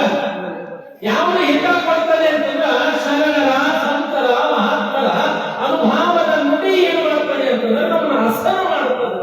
ಇಷ್ಟು ಜನ ಕೂತೀವಿ, ಮಾಡಿ ಪ್ರೆಸೆಂಟ್ ಆಗಿದೆ, ಮಾಡಿ ಆಬ್ಸೆಂಟ್ ಆಗಿದ್ರೆ ಆತ್ಮವ್ರು ಬಂದದಕ್ಕೂ ಸಾರ್ಥಕ ಆಗೋದಿಲ್ಲ ಅಂತ. ಆದ್ರೆ ಒಂದು ತಿಳ್ಕೊಳ್ಬೇಕಾಗ್ತದ, ಹೇಳಿ, ಒಂದು ತಿಳ್ಕೊಳ್ಬೇಕಾಗ್ತದ. ಎಷ್ಟು ಖುಷಿ ಅನ್ನಿಸ್ತದೆ ಅಂತಂದ್ರ ಎಷ್ಟೋ ಊರಿಗೆ ಅಡ್ಡಾಡಿದ್ರು. ಮಿನಿಮಮ್ ಈಗ 7-8 ವರ್ಷ ಆಯ್ತು ಆತ್ಮ ಸದ್ಭಾವ ಯಾತ್ರೆ ಇಟ್ಕೊಂಡು. ಆದ್ರೆ ಎಷ್ಟೋ ಹಳ್ಳಿಗೆ ನೋಡಿರ್ತಾರೆ, ಆದ್ರೆ ಅವು ಎಲ್ಲಾ ಹಳ್ಳಿಗಿಂತ ಭಕ್ತಿವಂತರು ಎಷ್ಟು ಜನ ಬಂದರು ಅನ್ನೋದು ಮುಖ್ಯ ಅಲ್ಲ, ಎಷ್ಟು ಜನ ಮನಸ್ಸು ಪಟ್ಟು ಗುರುವಿನ ಪಾದ ಹಿಡ್ಕೊಂಡರು ಅನ್ನೋದು ಬಹಳ ಮುಖ್ಯ ಆಗ್ತದೆ. ಹೌದಲ್ಲ? ಈ ಸುಮ್ಮನೆ ಆಲೋಚನೆ ಮಾಡೋಣ. ಜಾಳ ಭಾಳ ತೆಗೆದುಕೊಂಡು ಹೋಗಿ ಬಿತ್ತುತ್ತಿರ್ತೀವಿ, ಒಂದು ಬಗಸೆ ತಗೊಂಡು ಬಿತ್ತಿರ್ತೀವಿ, ಒಂದು ಬಗಸೆ ಬರ್ತವೆ ಅಂದ್ರೆ ಜಾಳ ಬೆಳೆ ಬರ್ತದ, ಎಷ್ಟು ಬರಬೇಕು ಅಷ್ಟೇ ಬರ್ತದಂತ. ಹಂಗ ಗುರುಗಳು ಏನ್ ಹೇಳಿದ್ರು ಅಂತಂದ್ರ ಶಾಸ್ತ್ರಗಳೇ ನಾವು ಬಹಳ ಊರು ಅಡ್ಡಾಡಕತ್ತೀವಿ ಕರೆ, ಆದರೆ ಪರಿಶುದ್ಧವಾಗಿರತಕ್ಕಂತ ಮನಸ್ಸು ಇಟ್ಕೊಂಡು, ಪರಿಶುದ್ಧವಾದ ಭಾವನೆ ಇಟ್ಟುಕೊಂಡು, ಪರಿಶುದ್ಧವಾದ ಭಕ್ತಿ ಇಟ್ಕೊಂಡು ಭಜನೆ ಮುಖಾಂತರ ವೀರಭದ್ರೇಶ್ವರನ ಸನ್ನಿಧಾನಕ್ಕೆ ಕರ್ಕೊಂಡು ಬಂದಿರತಕ್ಕಂತ ಏಕೈಕ ಹಳ್ಳಿ ಯಾವ್ದಾದ್ರೆ ಅದು ಕೋಡೂರು ಗ್ರಾಮ ಅಂತ ಬಹಳ ಹೆಮ್ಮೆಯಿಂದ ಖುಷಿಯಿಂದ ಹೇಳಿದ್ರು ಗುರುಗಳು. ಅದಕ್ಕೆ ನಮ್ಮೆಲ್ಲರಿಗೂ ಹೇಳೋದೇನು ಅಂತಂದ್ರೆ, ಇರುವಷ್ಟು ದಿನ ಮನಸ್ಸು ತೊಳ್ಕೊಳ್ಳುವಂತ ಪ್ರಯತ್ನ ಮಾಡಬೇಕಂತ. ಯಾವುದು ನಾವು ತಂದಿಲ್ಲ, ಯಾವುದು ತೆಗೆದುಕೊಂಡು ಹೋಗೋದಿಲ್ಲ. ಎಂತೆಂಥವ್ರು ಆಗಿ ಹೋಗ್ಯಾರ, ಎಂತೆಂಥ ಮಹಾತ್ಮ ಆಗಿ ಹೋಗ್ಯಾರ, ಎಂತೆಂಥ ರಾಜರಾಗಿ ಹೋಗ್ಯಾರ. ಆದ್ರೆ ಮಹಾತ್ಮರ ಹೆಸರು ಉಳ್ಕೊಂಡಾಗ ರಾಜನ ಹೆಸರು ಉಳಿದಿಲ್ಲ. ರಾಜ ಮಣ್ಣನ್ನಾಡಿದ, ಮಹಾತ್ಮ ಮನಸ್ಸನ್ನಾಡಿದ ಅಂತ. ನಾವು ಹೆಂಗ ಬದುಕಬೇಕಂತಂದ್ರೆ ಮನಸ್ಸಿನೊಳಗೆ ಉಳ್ಕೊಂಡಾಗ ನಮ್ಮ ಬದುಕು ಆಗಬೇಕಂತ. ಅದಕ್ಕ ಮನ ನಿಚ್ಚಳ ಆಗದೆ ಮಹಾತ್ಮ ಎಂತೊಲವನಯ ಅಂತ ಶರಣ ಸುಮ್ಮನೆ ಅಂದಿಲ್ಲ. ಮನಸ್ಸು ನಿಚ್ಚಳ ಆಗ್ಬೇಕಂದ್ರೆ ಗುರುವಿನ ವಾಣಿ ನಮ್ಮ ಬದುಕಿನೊಳಗ ಬಹಳ ಮುಖ್ಯ ಆಗ್ತದೆ ಅನ್ನೋ ವಿಚಾರವನ್ನು ತಿಳಿಸುತ್ತಾ, ಫೆಬ್ರವರಿ ತಿಂಗಳು ಪರಮ ಪೂಜ್ಯ ಗುರುಗಳ ಮಠದೊಳಗ ಅಂದ್ರೆ ಜಂಗಮರಸ್ಥಳಿಯೊಳಗ ಒಂದು ಪುರಾಣ ಪ್ರವಚನ ಕಾರ್ಯಕ್ರಮ ಪ್ರಾರಂಭ ಆಗ್ತದೆ. ಆ ಕಾರ್ಯಕ್ರಮದೊಳಗೆ ತಾವೆಲ್ಲರೂ ಭಾಗಿಯಾಗಬೇಕಂತ ತಾತ್ಮಾರ್ ತಿಳಿಸಕ್ ಬಂದಾರ. ತಮ್ಮೆಲ್ಲರಿಗೆ ನೆನಪಿರ್ಲಿ, ಮತ್ತೆ ನೀವು ಕೊಡುವಂತ ಕಾಣಿಕೆಗಾಗಿ ಬಂದಿಲ್ಲ ಗುರುಗಳು. ಆಮೇಲೆ ಈ ಊರೊಳಗೆ ಯಾರಾದ್ರೂ ಬಡವರು ಇದ್ರು ಅಂತಂದ್ರೆ, ನೀವು ಒಂದು ಮನೆಯಲ್ಲಿ ಒಳಗೊಂದು ಮದುವೆ ಮಾಡ್ಬೇಕಂದ್ರೆ ಒಂದು 5-6 ಲಕ್ಷ ಬೇಕು. ಈಗ ಅವಾಗೆಲ್ಲ 10,000 ರೂಪಾಯಿದಾಗ ಆಗಿತ್ತು. ನಮ್ಮ ಮದುವೆ 15,000ದಾಗ ಆಗಿತ್ತು. ಈಗೆಲ್ಲ ಬಹಳ ದೂರ ಅದ, ಅವಾಗ ಇವಾಗ ಬಹಳ ಕಷ್ಟ ಅದ. ಅದಕ್ಕೆ ಆತ್ಮ ಏನ್ ಮಾಡಿದ್ದಾರೆ ಅಂತಂದ್ರೆ ಸಾಮೂಹಿಕ ವಿವಾಹವನ್ನ ಇಟ್ಟುಕೊಂಡಾರ. ಯಾರು ಬಡವರೇ ಇರಲಿ, ದೀನ ದಲಿತರೇ ಇರಲಿ, ಅವ್ರಿಗೆ ಏನು ಸಾಧ್ಯ ಆಗ್ತದೆ ಕೊಟ್ಟರು ನಮ್ಮವರೇ, ಕೊಡ್ಲಿಲ್ಲ ಅಂದ್ರೆ ನಮ್ಮವರೇ. ಒಟ್ಟಾರೆ ಬಡವರು ಉದ್ಧಾರ ಆಗ್ಬೇಕು, ಭಕ್ತರು ಉದ್ಧಾರ ಆಗ್ಬೇಕು ಅಂತ ತಿಳ್ಕೊಂಡ ಅಲ್ಲಿ ಪುರಾಣ ಪುಣ್ಯಕಥೆಗಳ ಕಾರ್ಯಕ್ರಮವನ್ನು ಇಟ್ಕೊಂಡಿದ್ದಾರೆ. ಆ ಎಲ್ಲಾ ಕಾರ್ಯಕ್ರಮದೊಳಗೆ ಭಾಗಿ ಆಗೋದ್ರ ಜೊತೆಗೆ ಸ್ವಲ್ಪ ಚಟದಿಂದ ಮುಕ್ತರಾಗ್ಬೇಕಂತ, ಚಟದಿಂದ ಮುಕ್ತರಾಗ್ಬೇಕಂತ. ಚಟ ಮಾಡುವಂತವ್ರ ಬಗ್ಗೆ ಬಿಡಿಸಿ ಹೇಳುವಂತದ್ದು ಏನಿಲ್ಲ, ನಮ್ಮೆಲ್ಲರಿಗೆ ಗೊತ್ತದ. ಏನಂತಂದ್ರ ಚಟ ಮಾಡುವಾಗ ಒಂದ್ಸಲ ತಂದೆ ತಾಯಿನ ನೋಡ್ಬೇಕಂತ, ಮತ್ತೊಂದು ಸಲ ಹೆಂಡತಿ ಮಕ್ಕಳನ್ನ ನೋಡ್ಬೇಕಂತ, ಮತ್ತೊಂದು ಸಲ ತನ್ನ ಮನೆ ವಿಚಾರ ನೋಡ್ಬೇಕಂತ. ತನ್ನ ಸುಖ ತಾನು ಬಯಸಿಬಿಟ್ರಾಗೆ ಮನೆಯಾಗ ಇರೋದು ಅವಶ್ಯಕತೆ ಇರಂಗಿಲ್ಲ. ಹೌದಲ್ಲ? ಇಷ್ಟು ಜನ ಎಲ್ಲ ನಾವ್ ಎದಕ್ಕೆ ಹಾಕಿರ್ತೀವಿ, ನಮ್ಮ ಮನೆಯಾಗ ಇರ್ತಕ್ಕಂಥ ತಂದೆ ತಾಯಿ ಚಲೋ ಇಲ್ಲ ಅಂತ, ಹೆಂಡತಿ ಮಕ್ಕಳು ಚಲೋ ಇಲ್ಲ ಅಂತ ತಿಳ್ಕೊಂಡು ನಾವೆಲ್ಲರೂ ಬಂದು ಕೂತ್ಕೊಂಡಿವಿ. ಹಂಗ ಎಲ್ಲಾರು ಚಲೋ ಇರ್ಲಿ ಅನ್ನುವಂತ ಭಾವನೆ ಯಾರಿಗೆ ಬರ್ತದಲ್ಲ ಅವರಿಗೆ ಪರಿಪೂರ್ಣ ಗುರುವಿನ ಆಶೀರ್ವಾದ ಸದಾಕಾಲ ಇರ್ತದೆ ಅನ್ನುವಂತ ವಿಚಾರವನ್ನ ತಿಳಿಸುತ್ತಾ, ಇವತ್ತಿನ ಒಂದು ಕಾರ್ಯಕ್ರಮಗಳಲ್ಲಿ ಹಿರಿಯ ಸಾನ್ನಿಧ್ಯವನ್ನು ವಹಿಸಿರ್ತಕ್ಕಂಥ ಸದಸ್ಯರ ಬ್ರಹ್ಮ ಶಂಭುಲಿಂಗ ಶಿವಾಚಾರ್ಯ ಮಹಾಸ್ವಾಮಿಗಳವರ ಆಶೀರ್ವಚನವನ್ನು ಕೇಳೋಣ. ಅದಕ್ಕಿಂತ ಪೂರ್ವದೊಳಗೆ ಬಹಳ ಜನ ಹೇಳಕತ್ತಿದ್ರು, ತತ್ಮರ ಮತ್ತೆ ಅಪ್ಪವ್ರು ನಮ್ಮ ಮನೆಗೆ ಬರ್ತಾರೆ ಇಲ್ರಿ, ನಮ್ಮ ಮನೆಯಾಗ ಪಾದ ಪೂಜೆ ಮಾಡ್ಕೊಂತೀವಿ ಅಂತ ಹೇಳಿದ್ರು. ಗುರುಗಳು ಯಾರ ಮನೆಗೆ ಕರೀತಾರ ಅವ್ರ ಮನೆಗೆ ಬರ್ತಾರೆ. ಅವ್ರ ಮನೆಗೆ ಹೋಗ್ಬೇಕು, ಇವ್ರ ಮನೆಗೆ ಹೋಗ್ಬೇಕು ಅನ್ನುವಂಥದ್ದು ಏನಿಲ್ಲ. ನಿಮ್ ಮನೆಯೊಳಗ ಹೂವು ಪತ್ರಿ ಇರ್ಬೇಕಂತ ಏನಿಲ್ಲ. ತುಂಬಿದ ಕೂಡ ನೀರು ಭಸ್ಮ ಇದ್ದು ಬಿಟ್ರೆ ಸಾಕು, ಅಷ್ಟೇ. ನಿಮ್ ಮನೆಗೆ ಯಾರು ಕರ್ಕೊಂಡು ಹೋಗ್ತಾರ ಅವ್ರ ಮನೆಗೆ ಗುರುಗಳು ಬರ್ತಾರೆ ಅನ್ನುವಂಥ ವಿಚಾರವನ್ನು ತಿಳಿಸುತ್ತಾ, ಯಾರ ಪಾದ ಪೂಜೆಗೆ ಕರ್ಕೊಂಡು ಹೋಗ್ಬೇಕಂತ ಮಾಡಿ ನಮ್ಮ ವೀರೇಶ್ ಡಾಕ್ಟರ್ ಹತ್ರ ತಿಳಿಸ್ರಿ ಅನ್ನುವಂಥ ವಿಚಾರದೊಂದಿಗೆ ಪೂಜ್ಯ ಗುರುಗಳ ಆಶೀರ್ವಚನ ನಾವು ನೀವೆಲ್ಲ ಆಲಿಸೋಣ.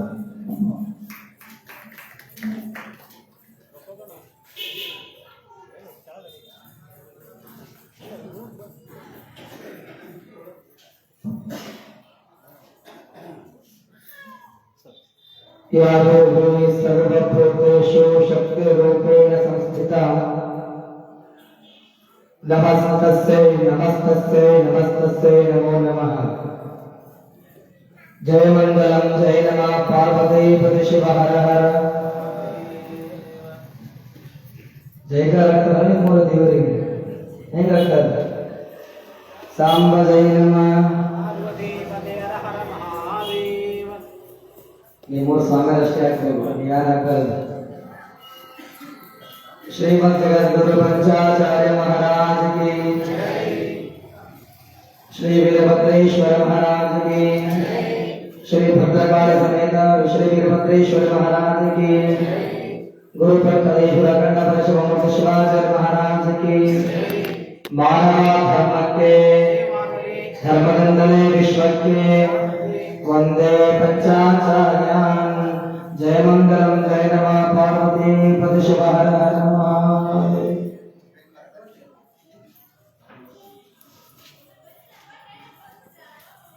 ಆರಂಭದಲ್ಲಿ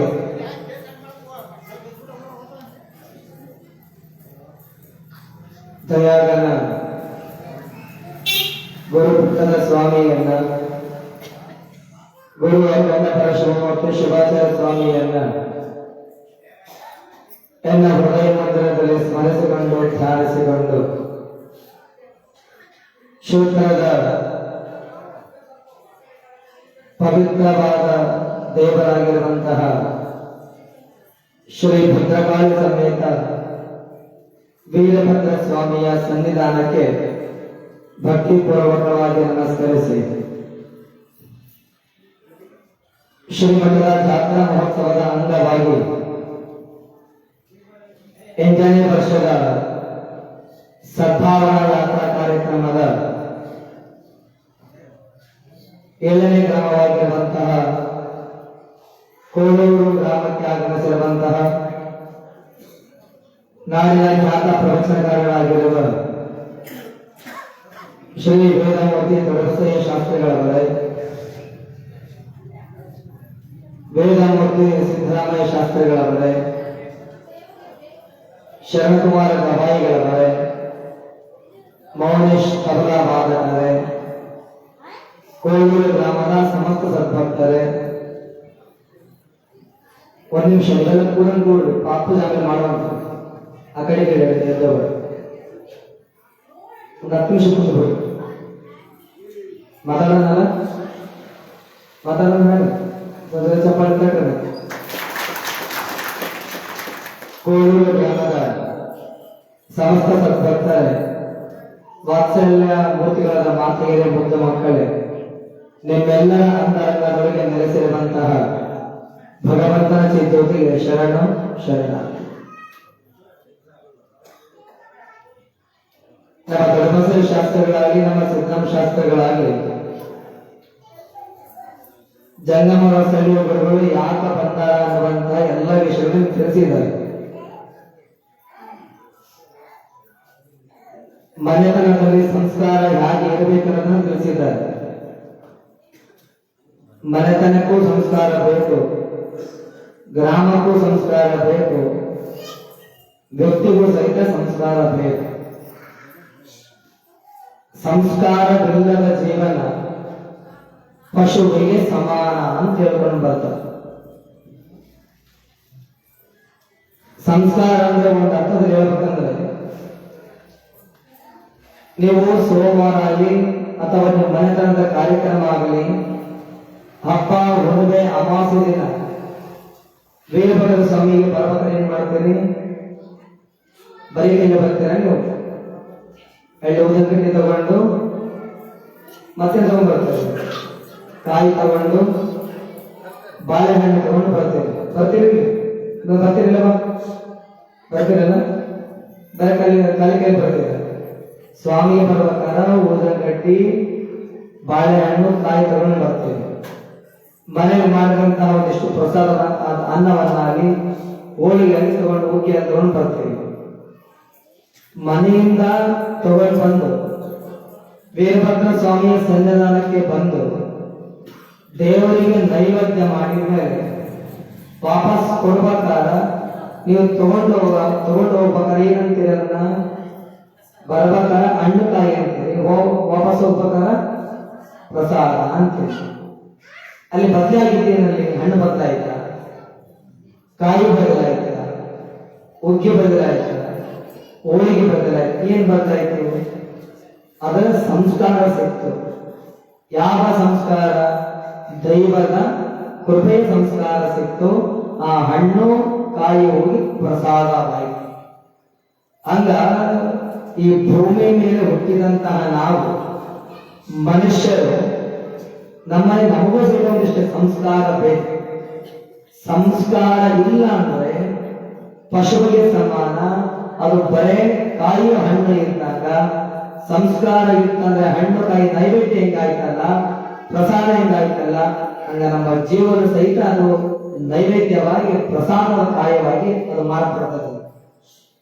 ಹಾಗಾಗಿ ನಮಗೆ ಸಂಸ್ಕಾರ ಬಹಳ ಬೇಕು. ಸಂಸ್ಕಾರ ಯಾರ ಮನೆತನದಲ್ಲಿರ್ತದಲ್ಲ ಅವರು ಜಗತ್ತಿನೊಳಗ ಒಳ್ಳೆಯ ಹೆಸರನ್ನು ತಗೊಳ್ತಾರೆ.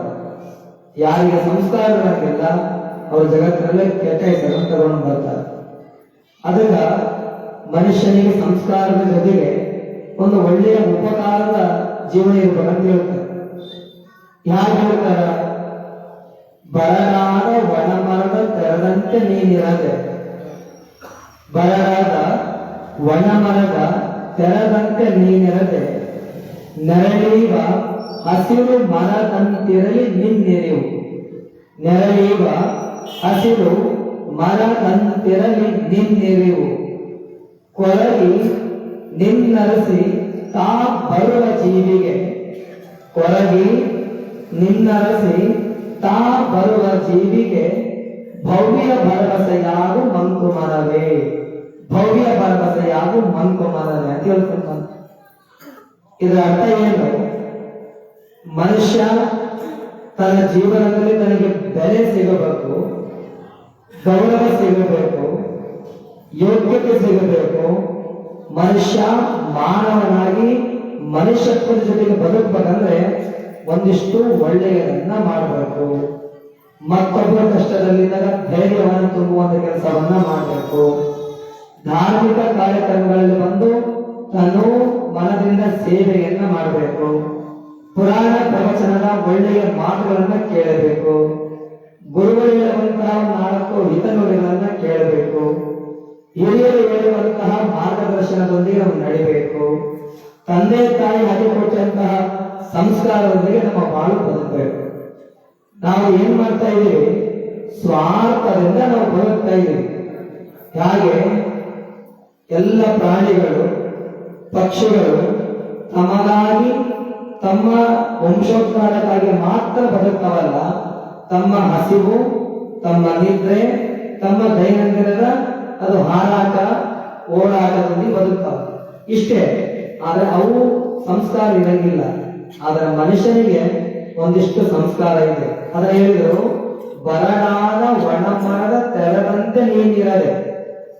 ಈಗ ನಾವು ಮರ ಅಂತ ಯಾವ್ದು ಕರಿತೀವಿ? ನಾವು ಯಾವುದು ಆ ಮರದ ತುಂಬೆಲ್ಲ ಹಸಿರು ಎಲೆಗಳಿತ್ತು, ಮರದ ತುಂಬೆಲ್ಲ ಹಸಿರು ಎಲೆಗಳಿತ್ತು, ಹಣ್ಣುಗಳನ್ನ ಕೊಡ್ತಾ ನೆರಳನ್ನ ಕೊಡ್ತದಲ್ಲ, ಅದನ್ನ ನಾವು ಮರ ಅಂತ ಹೇಳ್ತೀವಿ. ಅದು ಮರ. ಅದೇ ಒಣಗಿತ್ತು ಅಂದ್ರೆ ಏನಂತೀವಿ ನಾವು? ಅದನ್ನ ಮರ ಅಂತ ಅನ್ನಂಗಿಲ್ಲ. ಅದನ್ನ ಮೊದಲು ಕಡದಾಗ ಕಟ್ಟಿಗೆ ಆದಂಗ ಅಂತೀವಿ. ಹಸಿರಿದ್ದಾಗ ಮರ ಇತ್ತು, ಒಣಗಿ ಹೋದಾಗ ಕಟ್ಟಿಗೆ ಆಯಿತು. ಬದಲಾಗಿದ್ದೇನು? ಅದರಲ್ಲಿ ಜೀವಂತಿಗೆ ಸಂಸ್ಕಾರ ಹೋಯ್ತದಲ್ಲ. ಹಾಗಾಗಿ ನಮ್ಮ ಬದುಕು ಬರಡಾದ ಒಣ ಮರದ ತೆರದಂತೆ ನೀನಿರಬೇಕು. ನೀನು ನಿನಗಾಗಿ ಬದುಕಬೇಡ, ನಿನ್ನವರಿಗಾಗಿ ಬದುಕಬೇಡ, ನಿನ್ನ ಸ್ವಾರ್ಥಕ್ಕಾಗಿ ಬದುಕಬೇಡ, ನಿನ್ನ ದ್ವೇಷಕ್ಕಾಗಿ ಬದುಕಬೇಡ, ನಿನ್ನ ಅಹಂಕಾರಕ್ಕಾಗಿ ಬದುಕಬೇಡ. ನೀನು ಹೆಂಗ ಬದುಕಬೇಕಂದ್ರೆ ಒಂದಿಷ್ಟು 4 ಜನಕ್ಕೆ ಉಪಕಾರ ಮಾಡುವ ಹಾಗೆ. ಮರ ಯಾಗ ಹಣ್ಣು, ನೆರಳು, ಆಶ್ರಯವನ್ನು ಕೊಡ್ತದಲ್ಲ, ಅಲ್ಲ ನೀನು ಮತ್ತೊಬ್ಬರಿಗೆ ಉಪಕಾರಿಯಾಗಿ ಬದುಕು ಅಂತ ಹೇಳಿ ಅದ್ರ ಮುಂದುವರೆದು ಹೇಳ್ತಾರೆ, ನೆರಳೀವ ಹಸಿರು ಮರದಂತಿರಲು ನಿನ್ನಿರವು. ನಮ್ಮ ಜೀವನ ಹೇಗಿರ್ಬೇಕಂದ್ರೆ ಹೆಂಗ ಹಸಿರು ಉಸಿರನ್ನು ಕೊಡ್ತದಲ್ಲ, ಆ ಮರದಂತೆ ನಮ್ಮ ಜೀವನ ಇರಬೇಕು. ಕೊರಗಿ ನಿನ್ನರಸಿತಾ ಬರುವ ಜೀವಿಗೆ, ಕೊರಗಿ ನಿನ್ನರಸಿತಾ ಬರುವ ಜೀವಿಗೆ. ಈಗ ನಿಮ್ಮ ಹತ್ರ ಯಾರಾದ್ರೂ ಬರ್ತಾರ, ಮನೆಯಾಗ ಏನಾದ್ರು ಕಷ್ಟ ಬಂದಿದೆ ಅಂತ ಬರ್ತಾರ, ಸಮಸ್ಯೆ ಬಂದಿದೆ ಅಂತ ಬರ್ತಾರ, ದುಃಖ ಬಂದಿದೆ ಅಂತ ಬರ್ತಾರ, ನೋವುಗಳು ಬಂದಿದೆ ಅಂತ ಬರ್ತಾರ, ಹಾಗೆ ಸಂಕಷ್ಟಗಳು ಬಂದಿದೆ ಅಂತ ಬರ್ತಾರ. ಬಂದಾಗ ನೀವೇನ್ ಮಾಡ್ಬೇಕು? ಬಹಳ ಚಲೋ ಆಯ್ತು, ನಿನಗೆ ಒಳ್ಳೇದಾಯ್ತು, ಕಷ್ಟ ಬಂದಿದೆ ಅಂತ ಹೇಳಿದ್ರೆ ಕಳಿಸಿದ್ರೆ ನಾವು ಮನುಷ್ಯರಾಗ್ತೇವ? ನಾವು ಕಷ್ಟವನ್ನ ಕಣ್ಣೀರು ಹಾಕುವಂತಹ ವ್ಯಕ್ತಿಗೆ ಒಂದಿಷ್ಟು ಕಣ್ಣೀರು ಬೆಳೆಸುವಂತಹ ಸಮಾಧಾನದ 4 ಮಾತುಗಳು ಹೇಳಿದ್ರೆ ಸಾಕು, ಅದು ಮನುಷ್ಯನಾಗುತ್ತಿಗೆ ಸಾರ್ಥಕತೆ ಆಗ್ತದೆ. ಜೀವನದಲ್ಲಿ ಎಲ್ಲ ಬರ್ತಾವ, ಸಾಕಷ್ಟು ನೋವು ಸಂಕ ಬರ್ತಾವ. ಯಾರಿಗೂ ನೋವು ಸಂಕ ಬರುವಂತಲ್ಲ, ಎಲ್ಲ ಮನುಷ್ಯನಾಗುತ್ತಿದ್ದರೆ ಪ್ರತಿಯೊಬ್ಬರಿಗೂ ಸಂಕಟಗಳು, ನೋವುಗಳು ಬಂದೇ ಬರ್ತಾವ. ಅದೇನು ಒಳಗೆ ನಿನ್ನರಸಿ ತಾ ಬರುವ ಜೀವಿಗೆ ಭವ್ಯ ಭರವಸೆ ಯಾವ ಮಂಕುಮಾರವೇ. ನಿನ್ನ ಬದುಕು ಹೆಂಗಿರ್ಬೇಕಂದ್ರೆ ಮತ್ತೊಬ್ಬರು ಮನೆತನದ ದೀಪವನ್ನ ಆರಿಸುವಂತಹ ನಿನ್ನ ಬದುಕಾಗಬಾರದು. ಮತ್ತೊಬ್ಬರ ಮನೆಗ ದೀಪ ಹಚ್ಚೋದು ಬೇಡ, ಹಚ್ಚಿದ ದೀಪವನ್ನು ಉಳಿಸುವಂತಹ ಕೆಲಸ ಆದ್ರೆ ಸಾಕು, ನೀನು ಮನುಷ್ಯನ ಜೊತೆಗೆ ಸಾಕಾಗತ್ತೆ ಅಂತ ಹೇಳ್ಕೊಂಡು ಬರ್ತಾರೆ. ಹಾಗಾಗಿ ನಾವು ನಮ್ಮ ಜೀವನದಲ್ಲಿ ಒಳ್ಳೆದಾಗಿ ಬದುಕಬೇಕು. ಒಬ್ಬ ವ್ಯಕ್ತಿ ನಿನ್ನ ಅರ್ಥ ಆಗೋ ಹೇಳ್ಬೇಕಂದ್ರೆ, ಒಬ್ಬ ವ್ಯಕ್ತಿ ದಾರಿಗೆ ಹೋಗ್ತಾ ಇರ್ತಾನೆ. ತನ್ನ ಮನೆಯ ಬಿತ್ತಲ ಗಿಡದ ಹತ್ರ ಸ್ವಲ್ಪ ಇತ್ಲಿಗೆ ಹೋಗ್ತಾನೆ. ಅಲ್ಲೊಂದು ಗಿಡ ಇರ್ತದೆ. ಆ ಗಿಡದ ಒಂದು ಬಳ್ಳಿ, ಹೂವಿನ ಬಳ್ಳಿ ಹತ್ಕೊಂಡಿರ್ತದೆ. ಆ ಬಳ್ಳಿಯನ್ನ ಕೇಳ್ತಾನ, ಬದುಕು ಅಂದ್ರೆ ಏನು ಅಂತ ಆ ಹೂವಿನ ಬಳ್ಳಿಯನ್ನ ಆ ಮನುಷ್ಯ ಕೇಳ್ತಾನೆ. ಕೇಳಿದಾಗ ಆ ಹೂ ಹೇಳ್ತದೆ, ನನಗೇನು ಕೇಳ್ತೀಯಪ್ಪ, ನಿನಗೆ ಗೊತ್ತಿಲ್ಲ ಏನು? ಅರಿವು, ಜ್ಞಾನ, ಪ್ರಜ್ಞೆ, ತಿಳುವಳಿಕೆ, ಒಳ್ಳೆಯದು ಕೆಟ್ಟದು ಎಲ್ಲ ಅರ್ಥ ಮಾಡಿಕೊಳ್ಳುವಂತ ವಿಷಯವನ್ನು ಕೊಟ್ಟಾನ, ಜ್ಞಾನವನ್ನು ಕೊಟ್ಟಾನ, ನಿನಗೆ ಗೊತ್ತಿಲ್ಲ ಏನು ಬದುಕು ಏನಂದ್ರೆ? ಅವಾಗ ಮನುಷ್ಯ ನನಗೆ ಗೊತ್ತಿಲ್ಲ, ಬದುಕು ಅಂದ್ರೆ ಏನಿಲ್ಲ, ನೀನು ಏನು ನಿನ್ನ ಮನೆಗ ಸ್ನಾನ ಮಾಡಿದ ನೀರು ಇರ್ತಾವಲ್ಲ, ಆ ನೀರನ್ನ ಏನ್ ಮಾಡ್ತೀವಿ, ನನ್ನ ಹತ್ರ ಬರಂಗ ಮಾಡ್ತೀವಿ, ನನ್ನ ಬೇರಿಗೆ ತಾಕುವ ಹಾಗೆ ಮಾಡ್ತೀವಿ.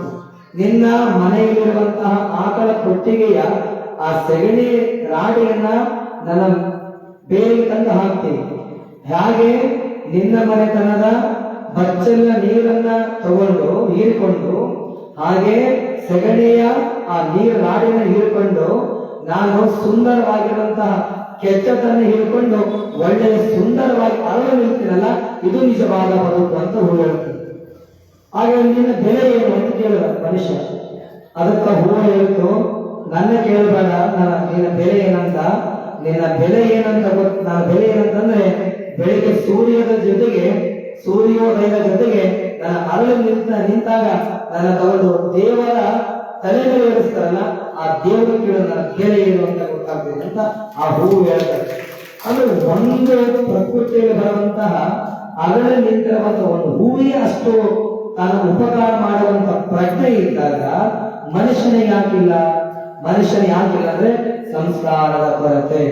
ಎಲ್ಲಿಯ ತನಕ ಗುರುಗಳ ಮಾತು, ಹಿರಿಯರ ಮಾತು, ತಂದೆ ತಾಯಿಗಳ ಮಾತು, ದೈವ ಧರ್ಮದ ಮಾತು ನಮ್ಮ ಹೃದಯದಲ್ಲಿ, ನಮ್ಮ ಮನಸ್ಸಿನಲ್ಲಿ, ನಮ್ಮ ಆತ್ಮದಲ್ಲಿ ನಾವು ಆ ಉತ್ತಮ ವಿಚಾರಗಳನ್ನು ಇಟ್ಕೊಳ್ತೀವಲ್ಲ, ದೇವರ ಸ್ಮರಣೆಯನ್ನು ಮಾಡ್ತೀವಲ್ಲ, ಎಲ್ಲವರೆಗೆ ದೈವದ ಕಾರ್ಯಗಳಿಗೆ ಸಹಾಯ ಸಹಕಾರ ಮಾಡ್ತೀವಲ್ಲ, ಅಲ್ಲಿಯ ತನಕ ಮಾತ್ರ ನಮ್ಮ ಬದುಕಿಗೆ ಒಂದು ಆ ಭಗವಂತ ಆಶೀರ್ವಾದ ಮತ್ತು ಕೃಪೆಯನ್ನು ಮಾಡ್ತಾನಂತೆ.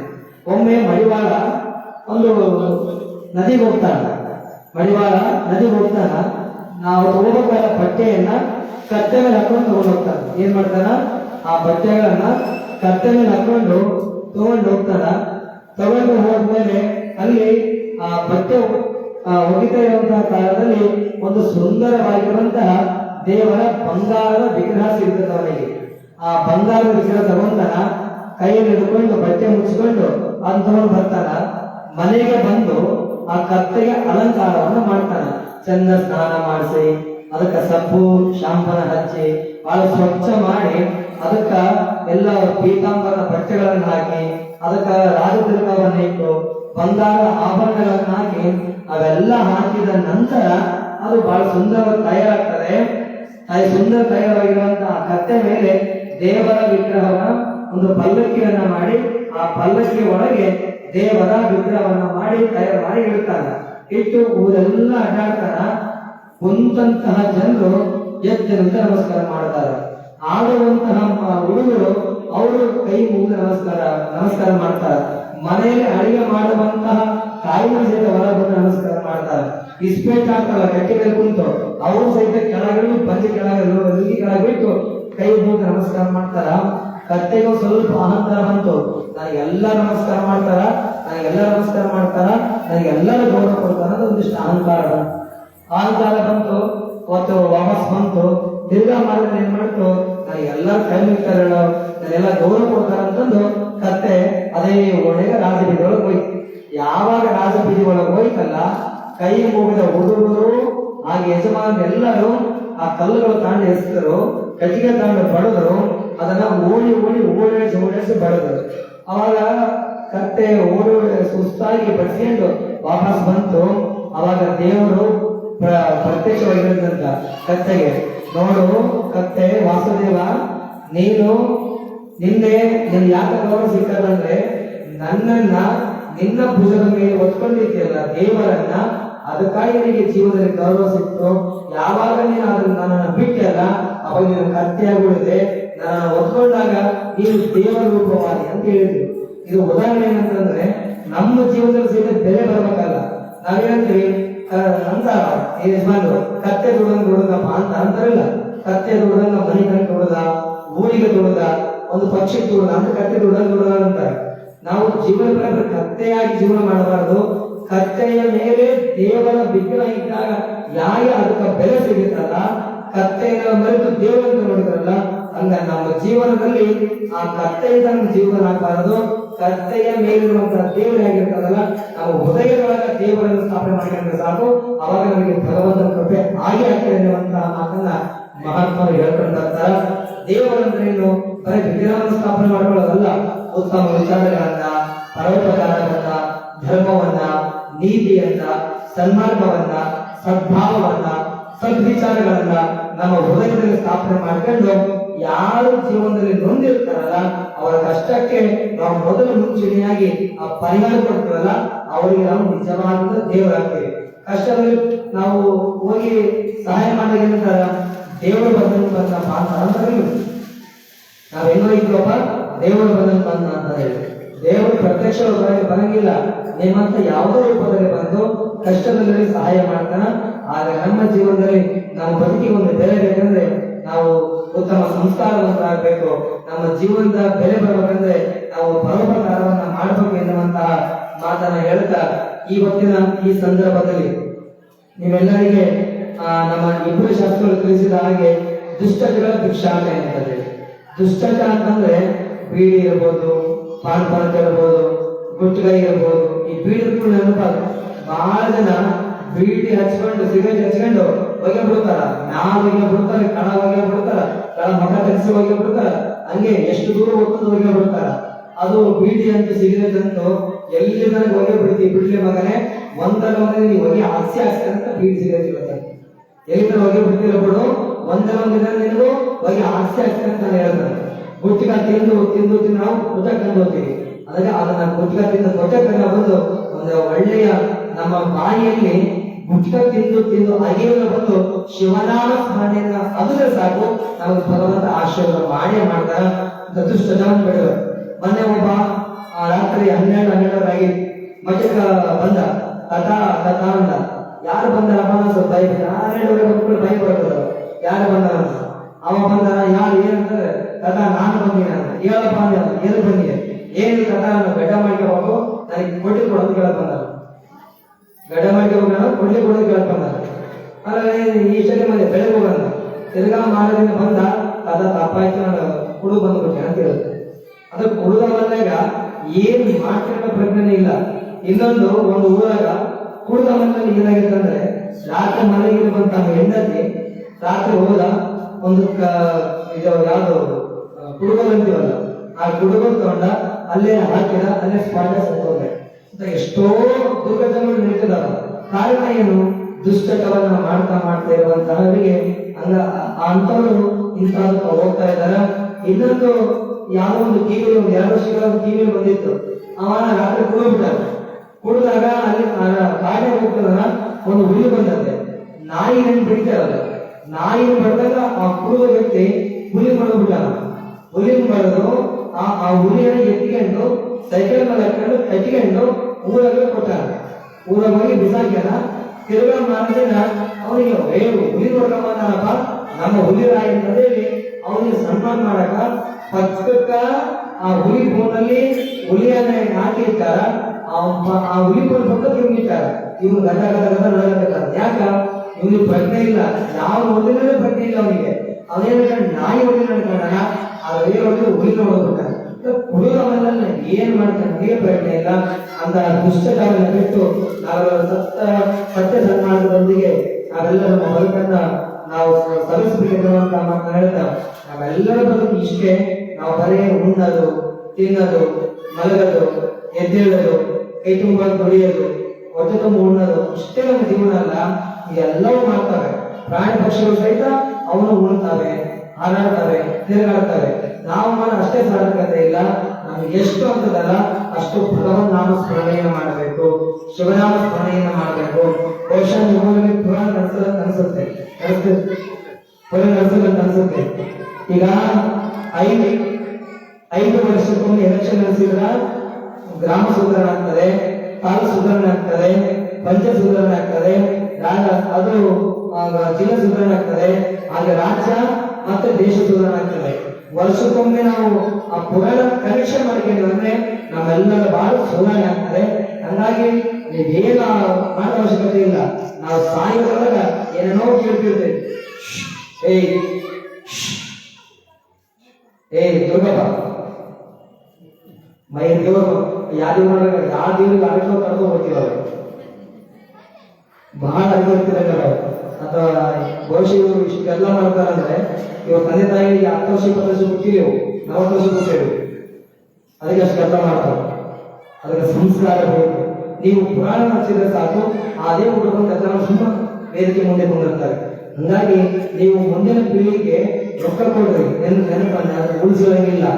ಬಂಗಾರ ಕೊಡ್ರಿ, ಅದು ಉಳಿಸ್ಕೊಳ್ಳಂಗಿಲ್ಲ. ಆಸ್ತಿ ಕೊಡ್ರಿ, ಉಳಿಸ್ಕೊಳ್ಳಂಗಿಲ್ಲ. ಅಥವಾ ಬೆಳ್ಳಿ ಕೊಡ್ರಿ, ಉಳಿಸ್ಕೊಳ್ಳಂಗಿಲ್ಲ. ಉಳಿಸ್ಕೊಳ್ಳೋದು ಯಾವಪ್ಪ ಅಂದ್ರೆ ಸಂಸ್ಕಾರ ಮಾತ್ರ. ನಾವು ಒಂದು ಮಾತ್ರ ನೆನಪಿಟ್ಕೊಳ್ಬೇಕು. ಒಂದು ಮಾತ್ರ ಹೇಳ್ತೀವಿ, ನಾವಿಷ್ಟು ಆರಾಮಿದ್ದೀವಿ, ಅದಿಷ್ಟು ಚೆನ್ನಾಗಿದ್ದೀವಿ ಅಂತಂದ್ರೆ ಹೊಲದಲ್ಲಿ ದುಡಿಯುವಂತಹ ರೈತ ಆತ ಚಳಿ ಮಳೆ ಅಂದಾಗ ದುಡಿತದನ, ಆತ ದುಡಿಯುವಂತಹ ಆತ ಕರ್ಮಯೋಗಿಯ ನೇಗಿಲ ಯೋಗಿಯಾಗಿ ಆತ ದುಡಿತದನ. ಜೊತೆಗೆ -30 ಡಿಗ್ರಿ ಇಂಥ ಕೊಳೆಯುವ ಚಳಿಯಲ್ಲಿ ಸಹಿತ ಹಿಮಾಲಯದಲ್ಲಿ ನಮ್ಮ ದೇಶದ ಭಾಗ ನಿಂತು ಇವತ್ತು ನಾವು ಆನಂದವಾಗಿದ್ದಕ್ಕೆ ಅವರ ಭಾಗ ನಿಂತು ನಮಗ ಕಾಯ್ತಾ ಇದ್ದಾರಲ್ಲ, ಅವ್ರ ಪ್ರಾಣವನ್ನು ಅರ್ಪಣೆ ಮಾಡಿ ನಮ್ಮ ದೇಹವನ್ನ ಅಲ್ಲಿ ಅರ್ಪಣೆ ಮಾಡಿ ಅಷ್ಟು ಶ್ರಮಪಟ್ಟು ನಮ್ಮೆಲ್ಲರ ಸಲುವಾಗಿ ಅವರು ತಮ್ಮ ತ್ಯಾಗವನ್ನ ಜೀವನವನ್ನು ತ್ಯಾಗ ಮಾಡ್ಯಾರಲ್ಲ, ಅವ್ರ ತ್ಯಾಗ ಮಾಡೋದಕ್ಕೆ ಇಷ್ಟೆಲ್ಲ ಇರೋದು. ಇನ್ನೊಂದೇನಪ್ಪಾ ಅಂದ್ರೆ ನಮ್ಗೆ ಇಷ್ಟು ಸ್ವತಂತ್ರ ಸಿಕ್ಕ ನಮ್ಮ ದೇಶಕ್ಕೆ ಸ್ವತಂತ್ರ ಸಿಕ್ಕಿರೋದ್ರಿಂದ ಈಗ ಛತ್ರಪತಿ ಶಿವಾಜಿ ಮಹಾರಾಜರ ಮಗ ಚಾವ ಅಂತ ಹೇಳ್ತಾರ. ಆ ಚಾವದಿಂದ ಔರಂಗಜೇಬ 47 ದಿನಗಳ ಪರಿಣಾಮವಾಗಿ ಹಿಂಸೆಯನ್ನು